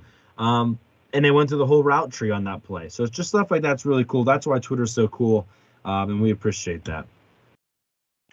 Yeah, absolutely. Thank you for, I was the one leading the in-game coverage. Corey tweeted from the account as well. Yeah, I tweeted more than I probably liked. Yeah, and we appreciate the conversation. And, when people agree with us, when people disagree with us, because it's about, that's really what Twitter is supposed to be about. Now, unfortunately, a lot of times it evolves into insults and, name calling and all this other stuff. But, you have to focus on the positives, and I think we do a good job of that. And I also thank you for the 5-star review. Thank you for all the kind words. It was a overall good day on social media, but people are going to be hot takey, and look, we have some hot takes as well. But yeah, we're not perfect. I mean, I can be hyperbolic myself in certain regards. So yeah, I totally get that. If you're on YouTube, thanks for watching. We appreciate it. Make sure you've subscribed to the channel. It's free to do it, and you've liked the video. That means a lot. And let's talk defense, Sean. I feel like we've talked a decent amount about it, but I think it's important. Let's start with maybe the good stuff. Defensive line, I guess in the run defense, I was happy with the defensive line. I thought the defensive tackles, you could argue, probably had their best day. P.J. Mustipher had his moments. Hakeem Beamon on the screen pass where he covered Henderson. I thought that was a fantastic play. Not a lot of times defensive tackles have that wherewithal to make that decision. Izzard had a really good day. Ellie's had his moments. That is what you want from the depth perspective. Before Henderson had those 2 big runs, he was averaging like 2 yards per carry, which again, Mayan Williams got hurt. And he's more of the bruiser. But overall, You tell me that you're holding Henderson into the fourth quarter at 2 yards per carry. That's a job well done. So the defensive tackles deserve credit for that, Sean. However, in my opinion, the defensive ends did not do enough. You got some serious dudes at the defensive end spot. Penn State was not really able to get pressure on C.J. Stroud enough. And when they did, it was because they had to bring extra guys.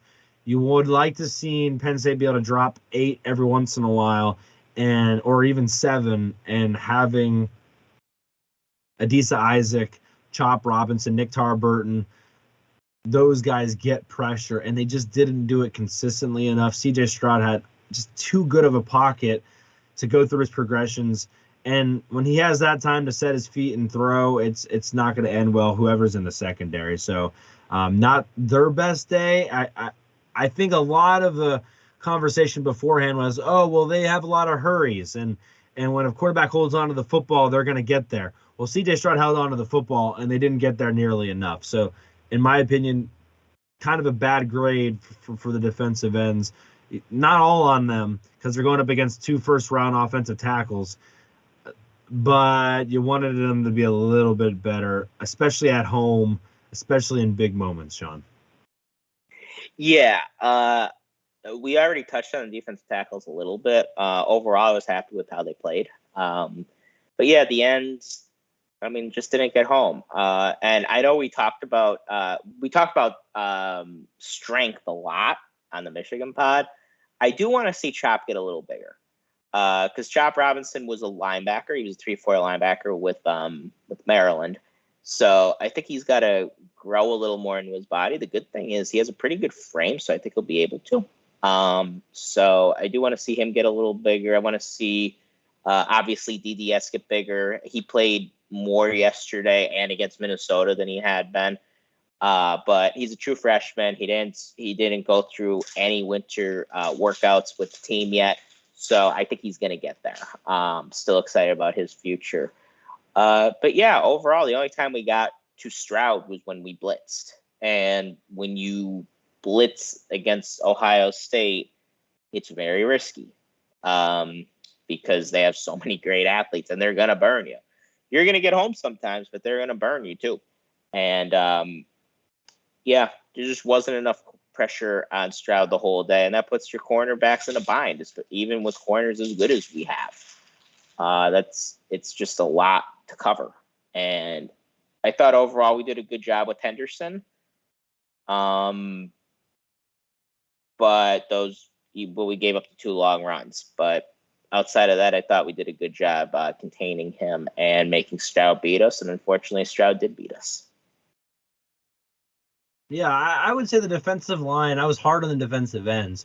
But overall, I would say the defensive line did enough to give Penn State a chance. And I guess that's really, when it's all said and done, the best you could do. I mean, again, I would like to see a little bit more pressure. But the way they handled the run game, and Ohio State hasn't been great in the running department, but the way they handled the job up front, they gave themselves a chance elsewhere. Now, let's talk linebackers. I think sometimes we forget that Curtis Jacobs really hasn't played that much football. Like, he has, and we're relying on him as if he's a senior guy, but he's still learning too. And I don't think he had a bad day, but sometimes I forget that he's still developing himself, but he's looked upon to be the guy. He's not a Mike Hall as far as like a tackling machine. He's not a Sean Lee or anything like that. He's not even a Micah Parsons. Honestly, he's not even really an Ellis Brooks as far as reading and reacting and just making tackles. But the linebacking core leaves a lot to be desired. And I think Curtis Jacobs and Abdul Carter were good. They weren't great, but they were good. But they made a couple bad plays. Jacobs actually got hurt at one point, was off. But then after that, they didn't have anybody else. In my opinion, Jonathan Sutherland had his worst game. He got sucked in on a play action that was thrown over the top of him. One time I feel like he just wasn't where he was supposed to be at all. He couldn't tackle very well. I mean, it was, we've said that stuff about Sutherland all the time. I don't know if we really need to talk about Sutherland we know what he is, and we know what he isn't, and it is what it is. Tyler Elsdon didn't have a great day. Didn't think he had a terrible day, but he didn't have a great day.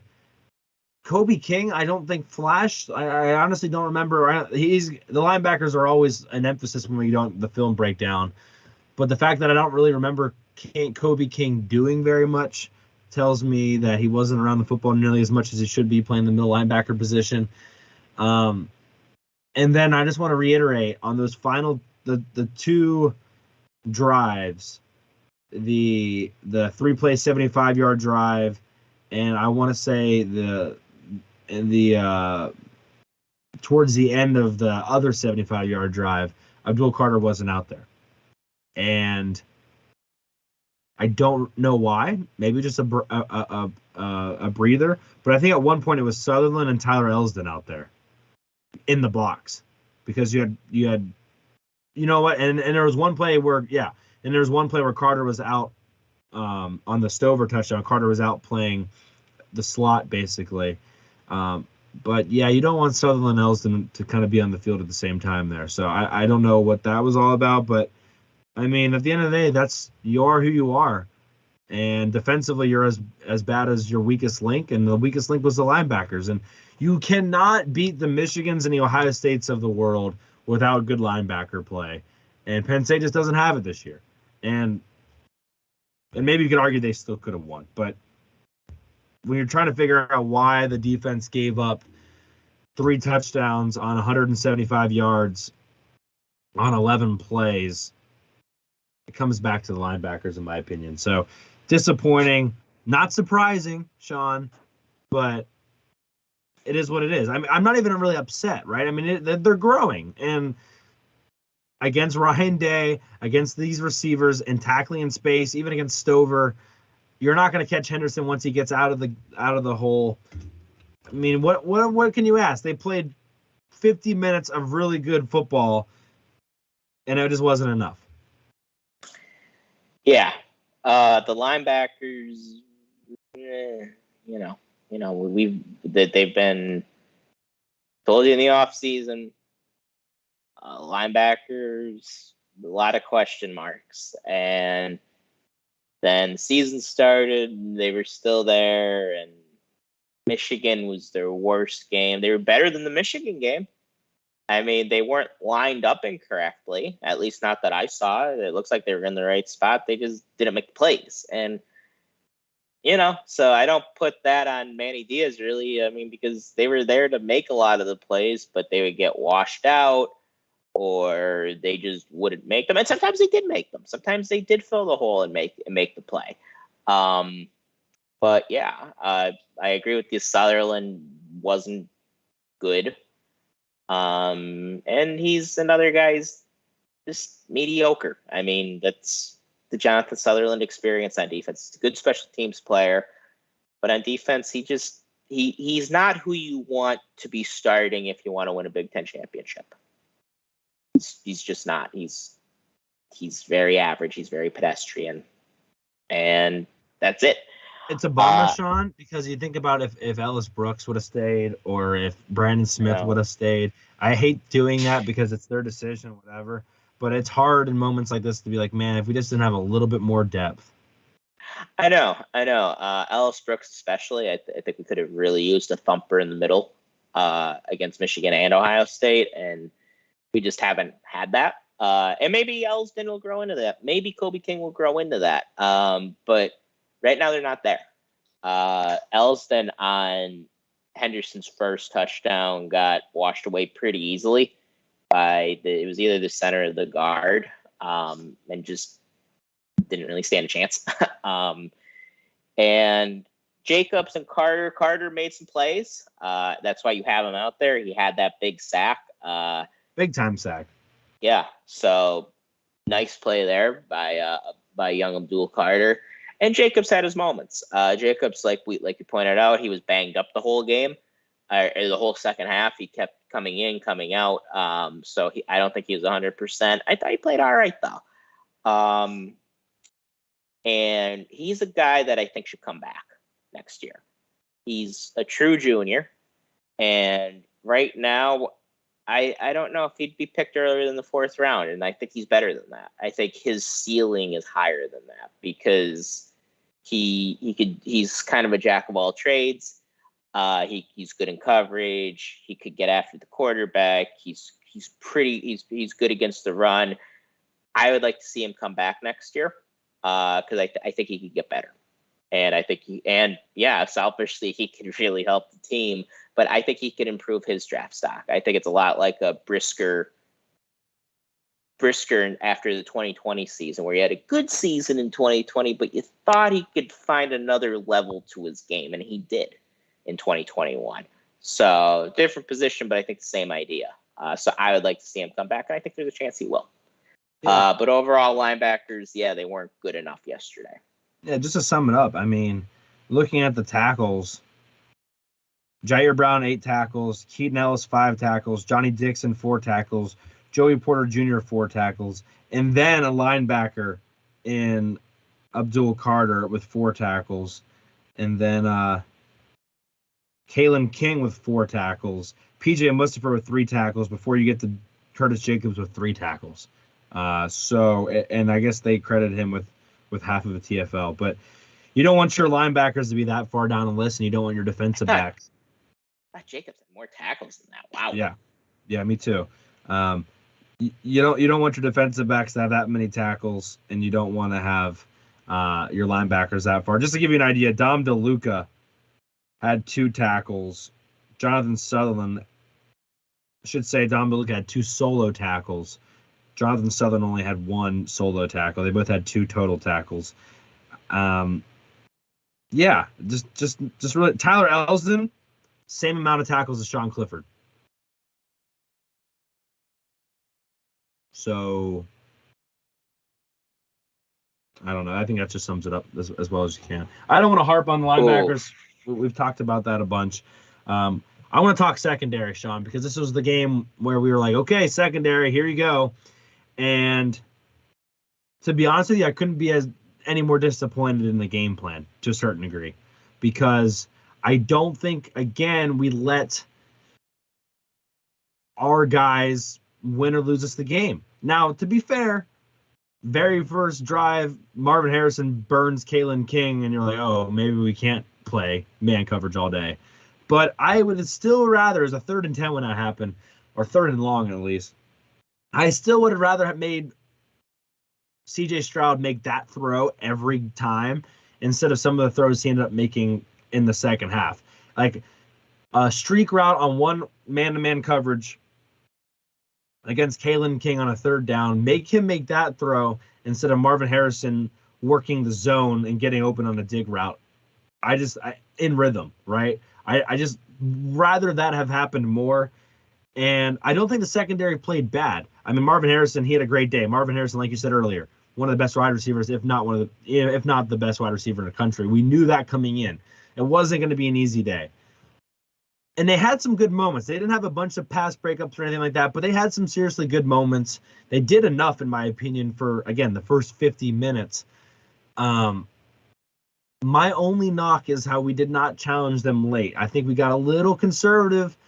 And then, I mean, at the end of it, going back to that 3rd and 10, Manny Diaz brings the house, shows the blitz. Again, you got, I think, probably 7 guys all in all the gaps on 3rd and 10. And yet JPJ is playing off coverage on Marvin Harrison on a 3rd and 10. And it's a 4 or 5 yard slant route, and Harrison's able to pick up the first. And everybody in the stadium knew Stroud was going to go to Marvin Harrison. And at that point, I'm just like, why are you not letting JPJ get into Marvin Harrison's face and saying, if Harrison beats him, fine. But get up in his face and make that happen. Like, make him, Stroud, make a tougher throw. Maybe he has to hold on to it for another second. Maybe you knock him off his route and the rhythm isn't there. That was so easy of a 3rd down conversion that it's going to drive me nuts. Everything good that Manny Diaz did at certain points in this game, the sack in the red zone, I thought was a fantastic call because they played zone, but they brought the Johnny Dixon blitz, and they actually covered the slant routes really well because they dropped into a zone, and Stroud couldn't throw the ball right away. It was beautiful. But all that's nullified by that fourth quarter. If you want to blame the linebackers and the secondary, you can. You can't have 11 plays for 175 yards and 3 touchdowns at the end of the game. You just can't do it. And it's not just the players. It's not just Manny Diaz, but it's everything combined. And again, your best player on defense is Joey Porter Jr. Let him win you or lose you the game. Just give him a chance to do it. And if he doesn't do it, fine, whatever, they're better. But give them the chance. And that to me was so frustrating because after the timeout, everybody knows they're going to go to him, especially when they saw the off coverage. I would have loved if they played off coverage and at the last second he comes up. He doesn't even have to press him, but just don't give him the easy stuff, Sean. That drove me nuts.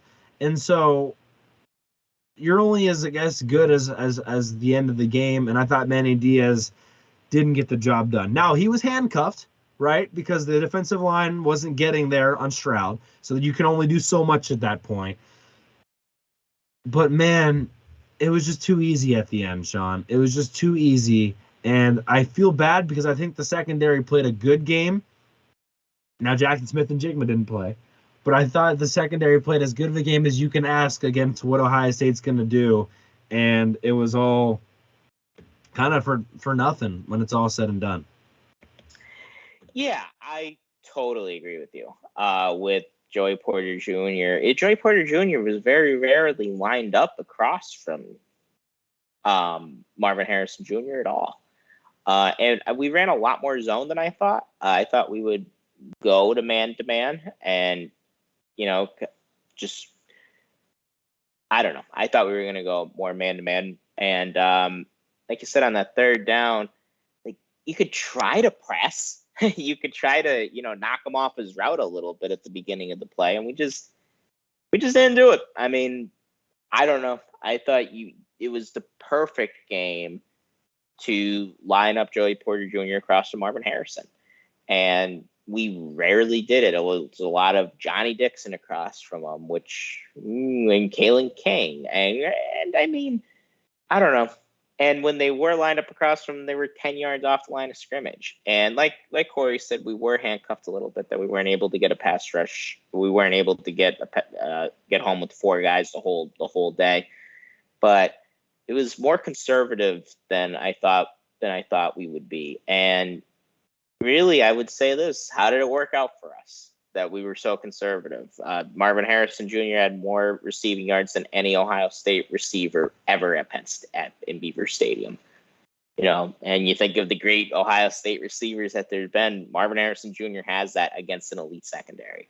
And that just shouldn't be the case. So disappointed with the secondary as a whole. But I think a lot of it had to do with scheme. So that sucks. Yeah, and it's hard it's hard, right? Like, it's hard to say you're going to play man coverage when you had gotten burned on a big run play earlier in the fourth quarter.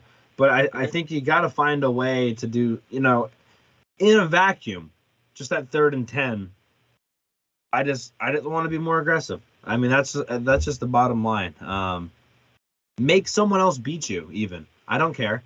Like, you could bracket it. You could have bracketed him. You could have sent one less guy, and you could have bracketed him something, keep a safety over the top or keep Porter over the top, and just even put a linebacker underneath to keep the slant away on just Marvin Harrison. And make Stover beat you again. Make Ngbuka, who didn't have a very good day, beat you. Make Julian Fleming beat you. And they're all really good players. They're all 4 or 5-star guys. But make them beat you. Just don't let Marvin Harrison beat you. And because Stroud, if you blitz and you cover Marvin Harrison, you were gonna get an extra second because Stroud was gonna look there first. And if he was covered, you were gonna get one more second to maybe get home. And maybe it doesn't make a difference, but it sure felt like that was to me personally the end of the game, because at that point they end up scoring on that drive actually, but you could have given Sean Clifford the ball back with 4 minutes. It wouldn't even have to have been just Sean Clifford gunslinging it to win. Like, you could have still ran your offense to a certain degree. And you're right, Sean. Like, why aren't you aggressive there? Why are you got nothing to lose? It's 3rd and 10. You're already down 6. It's not like at that point Penn State's winning and you're just trying to make them work for the first, but you don't want to get burned over the top. You had nothing to lose at that point. Like, if anything, you could argue a touchdown there on that play is better than if they just nickel and dime it and then score with 2 minutes left. So, yeah, I agree with you. I think the secondary, didn't have their best day, but I also don't think they're necessarily set up for the most success. And, again, didn't get very much help from the pass rush. So, yeah, we did get a question from Derek Chekai. And wanted to say, did you notice that Vanover did not play as much? Yeah, we're huge Vanover supporters here on this show. And, yeah, Vanover, I think, is a guy who's really good and has the arms as well to maybe get his hands up and knock a ball down. We didn't knock any balls down either. So if you're not going to get home, at least get your hands up and do something. I'm not asking for a JTT-like performance from the knockdown interception perspective, but we didn't, and they threw a lot of quick stuff, and we didn't get our hands up at all. Abdul Carter, I don't know how Stroud was able to fit it through. He was like this, and the ball just went right by. I know. Can you imagine? Yeah. If that play is just a little bit different, I mean, if that ball is just anywhere else, and it just, I feel like we say that a lot in these Ohio State games, Sean. If just anything else, but it's frustrating. If anything else besides that Carter play happens the way it does, if JTT decides not to have his coming out party, you could argue that's the best defensive performance by a single player in Beaver Stadium history. I don't know. I mean, the dude, for people that don't know, the same dude had the deflection that was eventually picked off by Zach Harrison. He had the interception on the next drive. He had 2 sacks, one of which was a sack fumble, and he recovered it, and he had the pick 6 at the end. He had his hand in all 4 of the turnovers. Like, you can blame Clifford all you want and whatever.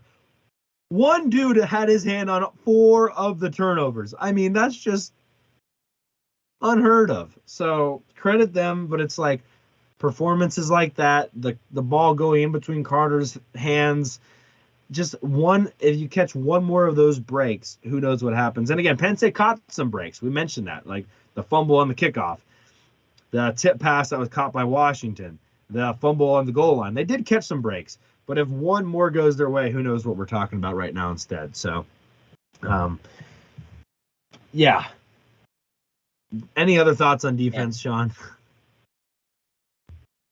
Can we get JTT on our team next year? Any chance he hits the portal? I don't think he's going to hit the portal. Probably a future top 10 guy. Damn. Yeah, they just weren't. I mean, they made plays, we didn't make plays. I mean, sometimes the game is simple as that. Like, it sounds like very barroom, like, after 5 years, well, they make the plays and we didn't. But that's kind of what it was. I mean, JTT had those 4 turnovers by himself. Well, that he had a hand in by himself. And we didn't get any. And one of the reasons Manny Diaz was brought in was to create turnovers, and they didn't happen yesterday. So that was also just a disappointing thing. That's a very good point. I don't know, honestly, when's the last time Penn State didn't get a turnover, a takeaway against Ohio State? I mean, that had to be a long time. I couldn't tell you the last time that happened. They've at least gotten one, and that didn't. They helped keep us in the game, yeah. So, that was disappointing. And I mean, what are you gonna say? I mean, you have, and people will say, "Oh, don't tell them it's recruiting and all of this," but at the end of the day, they had more elite players, and their elite players, since they had more of them, they had a higher chance of somebody doing what JTT did. They have a higher chance of what Stroud did at the end of the game. They had a higher chance of what Marvin Harrison did. The list can go on and on and on about it. What Travion Henderson did towards the end. You can only hold the dam for so long. And people can say, oh, it's Franklin at the end of the games. But, I mean, when does the talent of the depth chart show up the most? It's in the fourth quarter. And it's not all that. I think we've said that from the beginning. It's not all of that. But it really helps your margin of error is a lot better when you have those kind of players. Penn State has played, you could argue, more winning quarters against Ohio State, or at least the same amount of winning quarters of Ohio State since 2016, and they have won one game. And you can argue why, but a lot of it comes down to Ohio State's won the fourth quarter. And how do you win the fourth quarter consistently? You have a good offensive line, and you have a really good defensive line, and you sprinkle in some 5-stars here and there. Penn State, until this year, didn't have a good offensive line, didn't have enough game changers on their defensive line, and they definitely didn't have the same amount of star athletes everywhere else. And, I mean, you can see it makes a difference. I mean, I don't like when people argue against it because Parker Washington made star-level plays that changed the game for Penn State. I mean, you can't argue that. Kaytron Allen made star plays that changed the game. Abdul Carter made star plays that changed Penn State star players are making star caliber plays. You just need more of them. And that's it at the end of the day, right, Sean? I mean, it stinks, but unless you're going to win the turnover battle, unless you're going to get a couple more lucky breaks, you need the Jims and Joes on your side. And I mean, not for nothing, and I feel bad saying this, but I think it's true. Ohio State doesn't have guys like Bryce Effner or Jonathan Sutherland starting on their team. They're probably not on the team. And I don't mean to be personal, but that's the fact. They have elite level talent everywhere. They don't have a quarterback like Sean Clifford on their team. I mean, it's and like I said, I hate being personal and calling guys out, but that's just the truth. And we have guys, and Effner's just backup, but he was starting.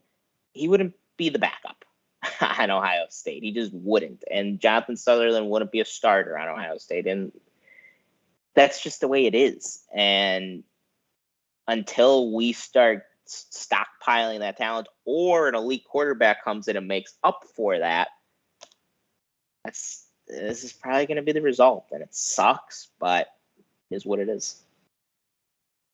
Yeah, let's get into some fan questions now, and I don't want to harp too much on these questions, Sean, because I think we've beat around the bush quite a bit, but let's get into them a little bit. This is probably the most toughest question.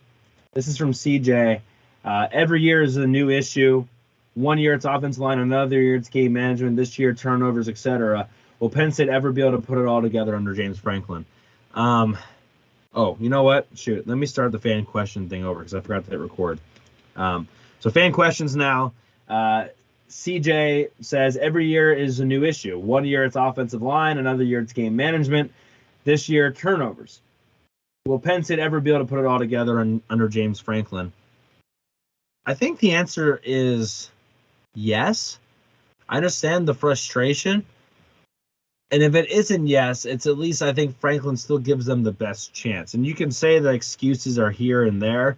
But, I mean, that's what it takes to beat the best. I mean, we talked in the pregame, Sean, that Ohio State is our favorite to win the national championship. And if you want to beat the potential national champion, you have to play a good game for 60 minutes. Penn State has played good games for 50 minutes against Ohio State.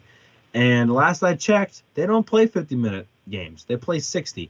You have got to put it all together for the entire time, especially against a team that has the athletes that can make you pay immediately. You cannot take a play off. And it's frustrating because against lesser opponents you can. And it goes back to what you just said about not having the backups or the same amount of depth. Those are when those things get highlighted, right? Whether it's in the turnover department, whether it's in the game management, whatever you want to argue, that's where it shines the most. And again, the margin of error, when you have better athletes, you can make some of those mistakes and they'll make up for it. Ohio State made some mistakes, but their guys were able to make up for it at the end of the day. And that's all I really need to say about it. I think Franklin gets you there because he's able to recruit that well. I'm not saying he's going to, but I don't see any reason to think that he's not going to. And there's a second part of this question, Sean, that I didn't put on here, but I do think there's a lot of eggs in the Drew Aller basket moving forward. Mm-hmm. CJ, I mean, I think that's $1 million question. I would say possibly, but I'd probably be able to give you a better answer in 2 years because he hasn't had that blue chip quarterback yet. And as much as we all love Trace, there's a difference between Trace and Bryce Young. There's a difference between Trace and Trevor Lawrence. And there's certainly a difference between Sean Clifford and those guys. So I want to see how he is with an elite quarterback because he just hasn't had that yet. And maybe Drew Aller will be, maybe he won't be. But I want to see how he is with the blue chip 5-star quarterback. But I understand the concern because you're right. Every year it's something. Oh, it's the offensive line. Oh, it's this, it's that. And it's the same result. We have the best offensive line we've had in the James Franklin era, I think, by a pretty wide margin. And we still lost by 13 points. We lost by 11 or 9 or 11 last year. I mean, so it's like the same old song and dance. And the names change, except James Franklin's. And things are the same. I do wonder about Franklin at times. I don't want to see this season collapse and us only win 8 or 9 games this year. I know I predicted 9 wins to start the season. I think this season's probably a failure if we win 9 games with how we played in the beginning of the season. And I don't think we have any more margin for error the rest of the year. So we better win the rest of these games. Or I think, in my mind, it's probably not reality. I would have James Franklin on the hot seat next year. I'll qualify that because we're going to talk about that in a second, actually, with the next question. I'll qualify that statement for me by saying if Drew Aller starting, I don't think people would be willing to give him one more loss, especially if it's because of Drew Aller. I think you and I both agree it shouldn't matter who the quarterback is, but we don't know what Drew Aller's floor is. And so I think you get a little bit of leniency there, but I understand what you're saying. Let's move to the next question because I think if we had a team like Minnesota or Purdue left on the schedule, though, I wouldn't say that. But just with how soft the schedule is, that's why. I think that's true. I think that's fair. Let's go to the talent gap question next. It'll hopefully pop up here in a second. This is from DKW. He says, how many guys who played real snaps for Ohio State could be on NFL rosters without ever even playing it down to college football if they were allowed? I'm thinking around maybe 10. Now do Penn State. There's a hell of a lot of star players around the country that were near misses for Penn State recruiting. I agree with this. We talked about it before because College Football Nerds brought it up about how many Penn State players would play on Ohio State's roster right now or how many would start. And it's fair. I mean, the Zach Harrison got an interception. Was a big miss for Penn State. Julian Fleming, obviously, a big miss for Penn State. I don't know if it was Noah Rucci or Nick Rucci, the offensive lineman. Nolan, thank you. I think he was in the Tang Wall class. You could argue he's playing instead of Bryce Effner in that situation. Maybe a miss there. So there's and then you could go down that list forever if you wanted to, right? But I think it's a real part of this. And I'm not saying the talent gap is the only reason for why Penn State's losing to Ohio State. But if you want to make up for some of those things, if you want to be able to make up ground if you do have a turnover, if you want to basically give yourself a second life or a second chance, that gives it to you, right? Like, there's been games where Penn State's won the turnover margin against Ohio State and still lost. Why? Because they've had the talent to do so. Penn State, you can't have 4 turnovers with this current roster and really expect to beat Ohio State at the end of the day. If you had a couple more big-time playmakers, you could argue they're in there at defense at the end of the game and are able to preserve that win. You can have, or if you have a JTT at the defensive end spot, which maybe Chop Robinson gets into that if he puts on some weight, like you said. But JTT is a 5-star guy. I think he was the 3rd best in the country, number 1 guy out of Virginia. Guys like that maybe puts you over the hump. Maybe he gets a little bit more pressure on CJ Stroud and covers up for the poor linebacker play, et cetera, et cetera. So, Sean, your thoughts there? Yeah, I mean, a lot of guys for Ohio State, not as many for us. And that's pretty much the biggest difference between us right now. And there's been a talent gap 20-some years now. And this goes back to the Tressel days, and it continues till today, and it's only gotten bigger, unfortunately. Even though, like, Ohio State was an elite team for a long time. We've always been, take those dark years, the 2000, 2004 years out of it, we've been pretty much the same team. Yeah, same kind of program. Now, we got lucky under Paterno because the offensive side of the ball, the coaching staff was a wreck, and we had a head coach that didn't recruit anymore. So that really hurt us in recruiting battles, needless to say.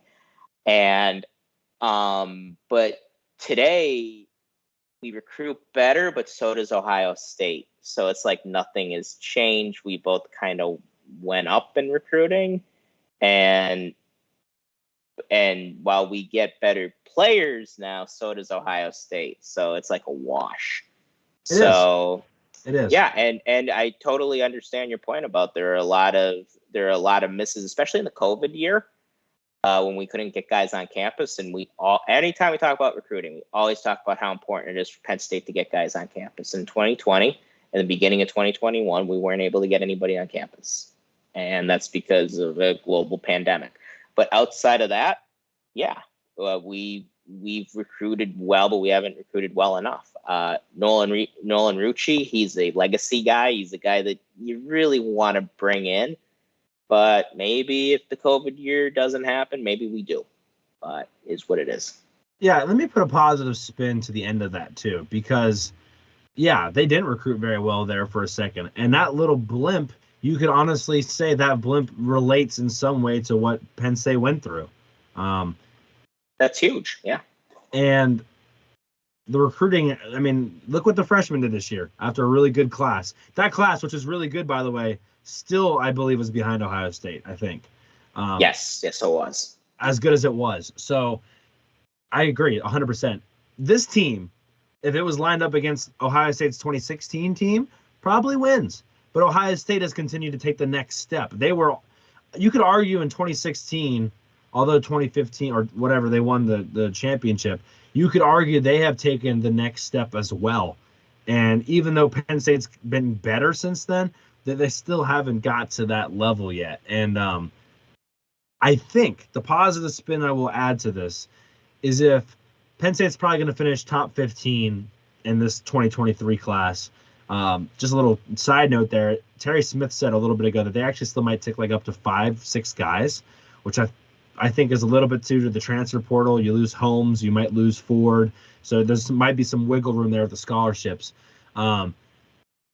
So top 15 class coupled with the top 10 class last year is a good start. If they put another class together like that, I think you could really make the argument that margin of error is a little bit higher against the Ohio State and the Michigans of the world. But you got to put a couple in a row. You can't just have one and then have a bad class. You need to have a couple in a row, and I think they have a chance to do that, and I'm excited for it. I think what's so frustrating for Penn State fans is that Penn State has shown that they are better than the middle teams in the Big Ten, right? Like, they just kicked the doors off of what is a good Minnesota team. Like, I know they didn't have Tanner Morgan, but that is a good Minnesota team that put up 250 yards rushing against Rutgers on the road and I believe shut them out. So, like, that's a good Minnesota team that they knocked the doors off of. And yet they can't get over the hump against the Ohio States and the Michigans of the world, and I get that frustration.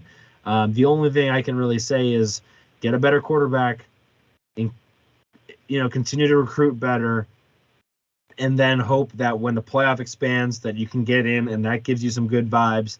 And whenever USC and UCLA comes in, you don't have to play Michigan and Ohio State every year, I guess. And that's a defeated attitude, I know. But at the end of the day, that's where we're at. I got one more question, Sean, that I think will kind of let you add to what I'm saying. But also, I got two more questions. But this next question I think will help you out as far as maybe answering or adding on to what I wanted to say. So this next question is from Scott. If someone told you at the beginning of the season we would finish 10-2 with the only losses being the Michigan and Ohio State, would your reaction be different than it is today? Sean, I said we'd go 10-2 with these two losses, so I'm just gonna say no. But I'll let you kind of add to what I said and then answer this question. Well, I mean, it's day after a loss, so I'm gonna be pretty mad either way. So I guess I would say no. But to give a more like big picture thing, yeah, I would be happy. And I think this has a chance to be a really good year, better than I thought it would be. And frankly, we are better than I thought we'd be. And that's good. And I am impressed by it. Now, I think I also I'll say this though. So 10-2, your answer is I'd be happy. 9-3, more upset.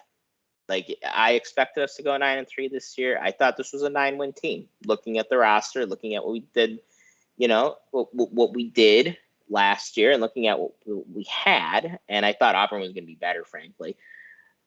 I thought we'd go 9-3, and I would have been all right with that. Not right now. Not right now. Like, now I want to. It's basically 10-2 or bust, or I'm going to be upset. But to answer your question, yeah, I mean, I think the reaction would be happier than I feel right now, but your reaction, I just wanted to answer your question directly. Would your reaction be different than it is today? I mean, yeah, I think I'd be happy. I guess I'd be happy, and I am happy after today, after getting over the loss. Yeah. I will just finish off this whole kind of point with saying the 10-2, 9-3 thing by saying, when I went back and looked at the Joe Paterno record and all that stuff and what he did against Michigan and Michigan State and Ohio State and what he did against top 25 opponents from 2000 until 2011, he was 13-31 against top 25 teams. So he wasn't like Joe Paterno was doing this crazy good thing that Franklin all of a sudden.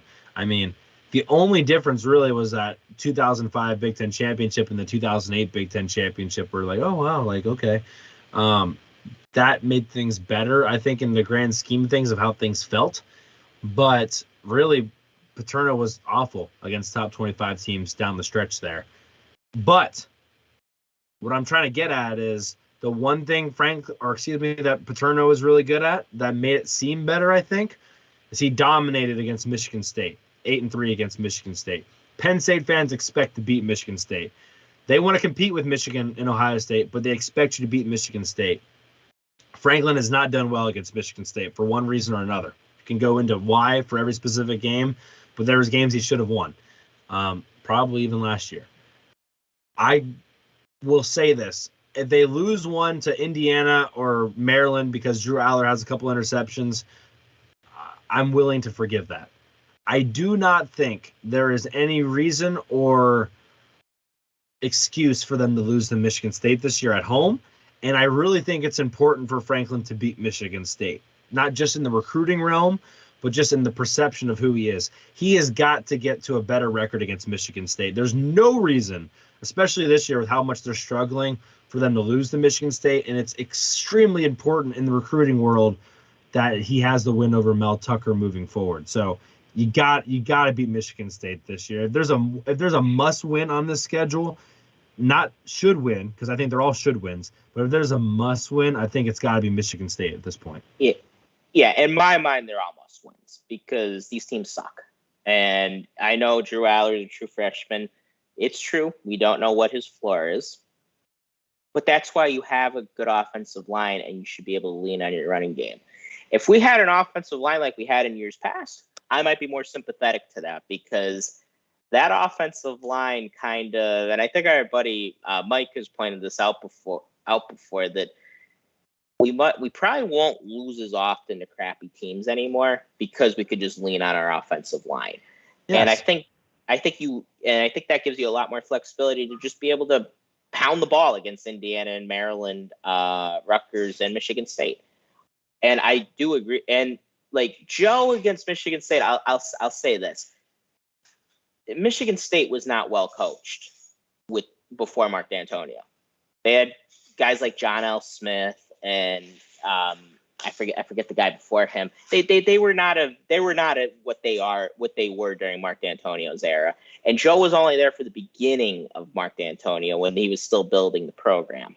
So I'll say that for Franklin, that he really faced Michigan State at their peak, where Joe didn't have to worry about that. But I understand Penn State fans expect to beat Michigan State because typically we have better players than them. And we have to be better against Michigan State. We have to get that Mel Tucker win. I totally agree. Yeah, that's a fair point. I mean, Michigan State did go to a college football playoff at one point. So, like, I get it. But, yeah, they got to be a little bit better. But, yeah, I mean, Nick Saban was gone by the time the 2000s started. So it wasn't like he was there when I started doing those numbers. So, yeah, I agree. But now – after 22-9, I think Michigan won last night, and Michigan State looked just pathetic as far as there was no sense that they were Michigan was gonna lose that game. So I just go back to, I think the perception of him would be better if he wins some of those Michigan State games, and maybe that doesn't mean anything, but I think this year you gotta beat them. So final question here, and this is a good way to transition, I think, to looking ahead and finishing off this week's this episode before we get to Wednesday's show. And this is from Lucas Powers. Lucas Powers, very big fan of us on Twitter. We appreciate that. He says, besides Aller, any other freshman young players you'd like to see get increased reps down the stretch? And this is something that, like, Sean, you and I were kind of dabbling with, okay, down the stretch here, and moving forward, like what could happen, right? Because you could argue a lot of the guys could come back if they wanted to. I mean, there's a lot of redshirt juniors that if they came back, the 2023 season looks really exciting. But besides from that, I think that conversation's better for maybe December. The freshman young guys that really stand out to me. I mean, I'm not going to let you choose the running backs because they've played a bunch. I'm not going to let you choose Abdul Carter. I'm not going to let you choose Denai Dennis Sutton. I'm not even going to let you choose Zane Durant either. Make you kind of go off because there's some guys that have only played 2 games or so. I'll let you go first because I'm still thinking. Oh boy, you eliminated a lot of guys there, Corey. By the way, you're frozen right now. Maybe a guy like Cam Miller. I know he's struggled when he's been in, but maybe you see him take an increased role.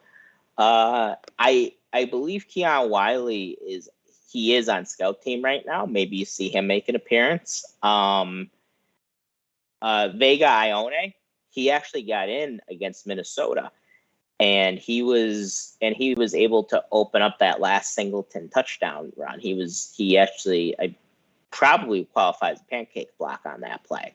So I would like to see him get more reps. And Omari Evans. I'm a big Omari Evans fan. He's better at this point than I thought he would be. I knew he was fast.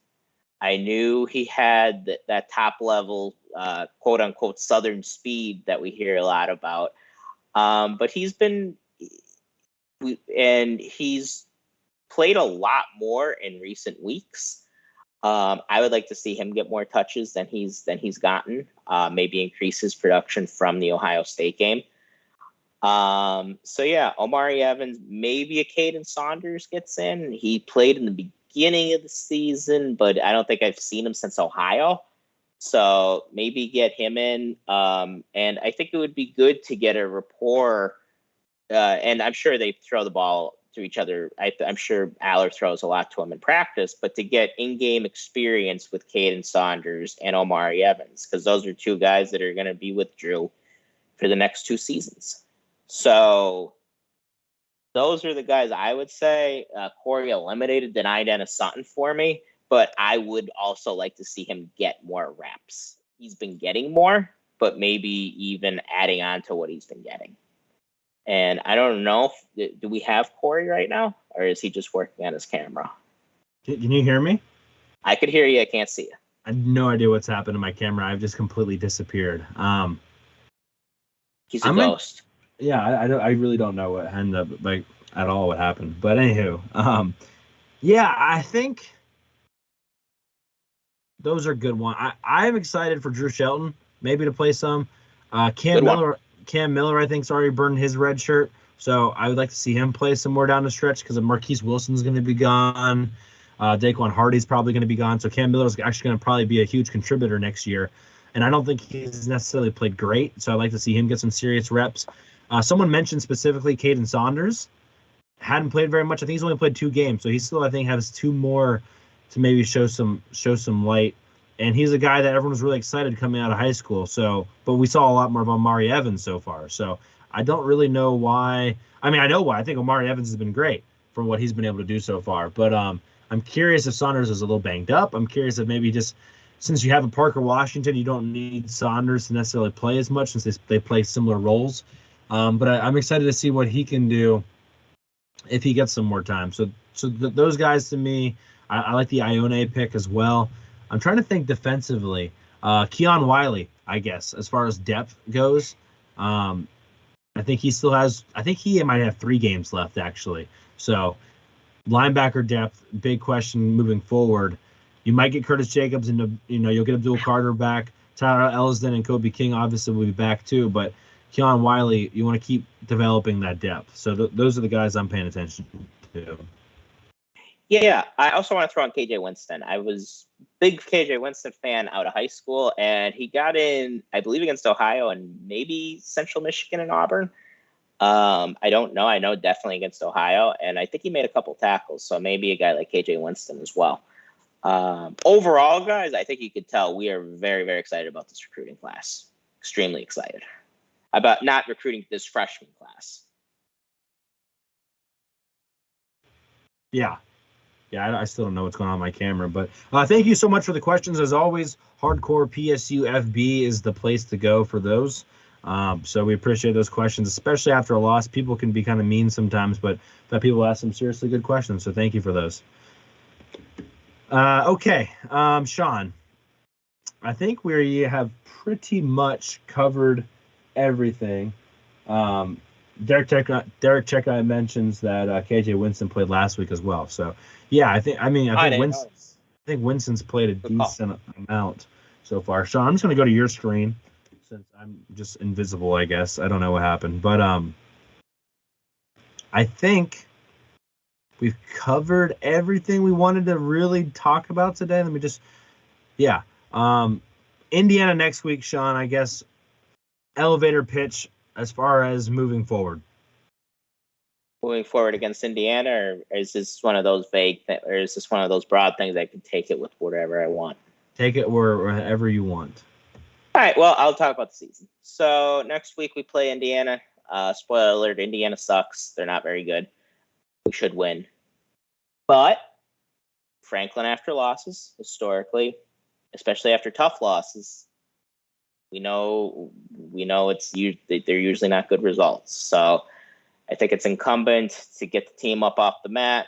Don't fall into a depression this week. Don't just focus on 1 or 2 plays that could have won us the Ohio State game. It happened, guys. So hopefully the team is able to get up off the mat and pound a team like Indiana like you're supposed to. And look, this still has the potential to be a really successful season. And to win 10 games, it is so hard to win 10 games in the Big Ten, especially when you have an SEC team on your schedule. Granted, the SEC team isn't very good, but we still went down there and beat them soundly. So to win 10 games, that's not an easy feat. And it's still in front of us. And I think the most exciting part is we could do it with the freshman quarterback playing the last 4 games. And that's awesome. If you could do that and then maybe pick up that 11th and an Orange Bowl win. So keep the faith.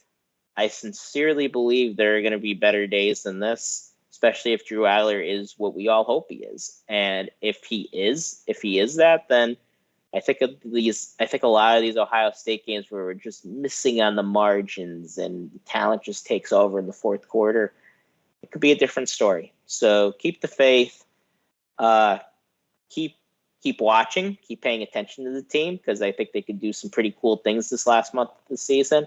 And of course, keep listening to us. Well said, Sean. Well said. I don't really have much to add to that.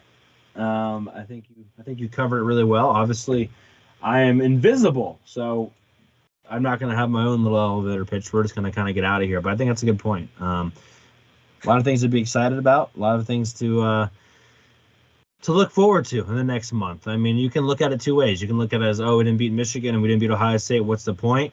Or you can say, hey, this is a great opportunity to really get some confidence. I kind of think of like the 2020 season, right? Like, didn't start out very strong, but you have a chance to, recapture momentum, and they have that opportunity right now. So you're going to learn a little bit too, right? I mean, you're going to learn a little bit about these guys. So I'm excited for it, and excited for everyone. It's been really good around here, and you guys have been great with the questions by following wherever you're listening to the podcast, by liking the video, by subscribing to YouTube. You guys have been fantastic, so we appreciate it. And we'll see you Wednesday night at 9 Eastern to discuss and to break down the Indiana Hoosiers. More like Hoosier Daddy. Yeah, that was pretty low hanging fruit there, Sean. That will not be the episode of next week's episode. Damn, anyway, disappointing. Yeah. All right, well, we'll get out of here. We actually did a pretty good job. I think we kept it under 3 hours today, which I think some people are like, are you going to be able to do it? And we did it pretty easily. So we did it. Don't know about next week, though. So suck it. Thank you so much for listening. For Sean Kane, I'm Corey Listoki. You've been listening to Hardcore Penn State Football. If you made it this far in the show, please consider dropping a 5-star review. We will catch you Wednesday night live on YouTube and wherever else you get your podcasts. See you, everybody.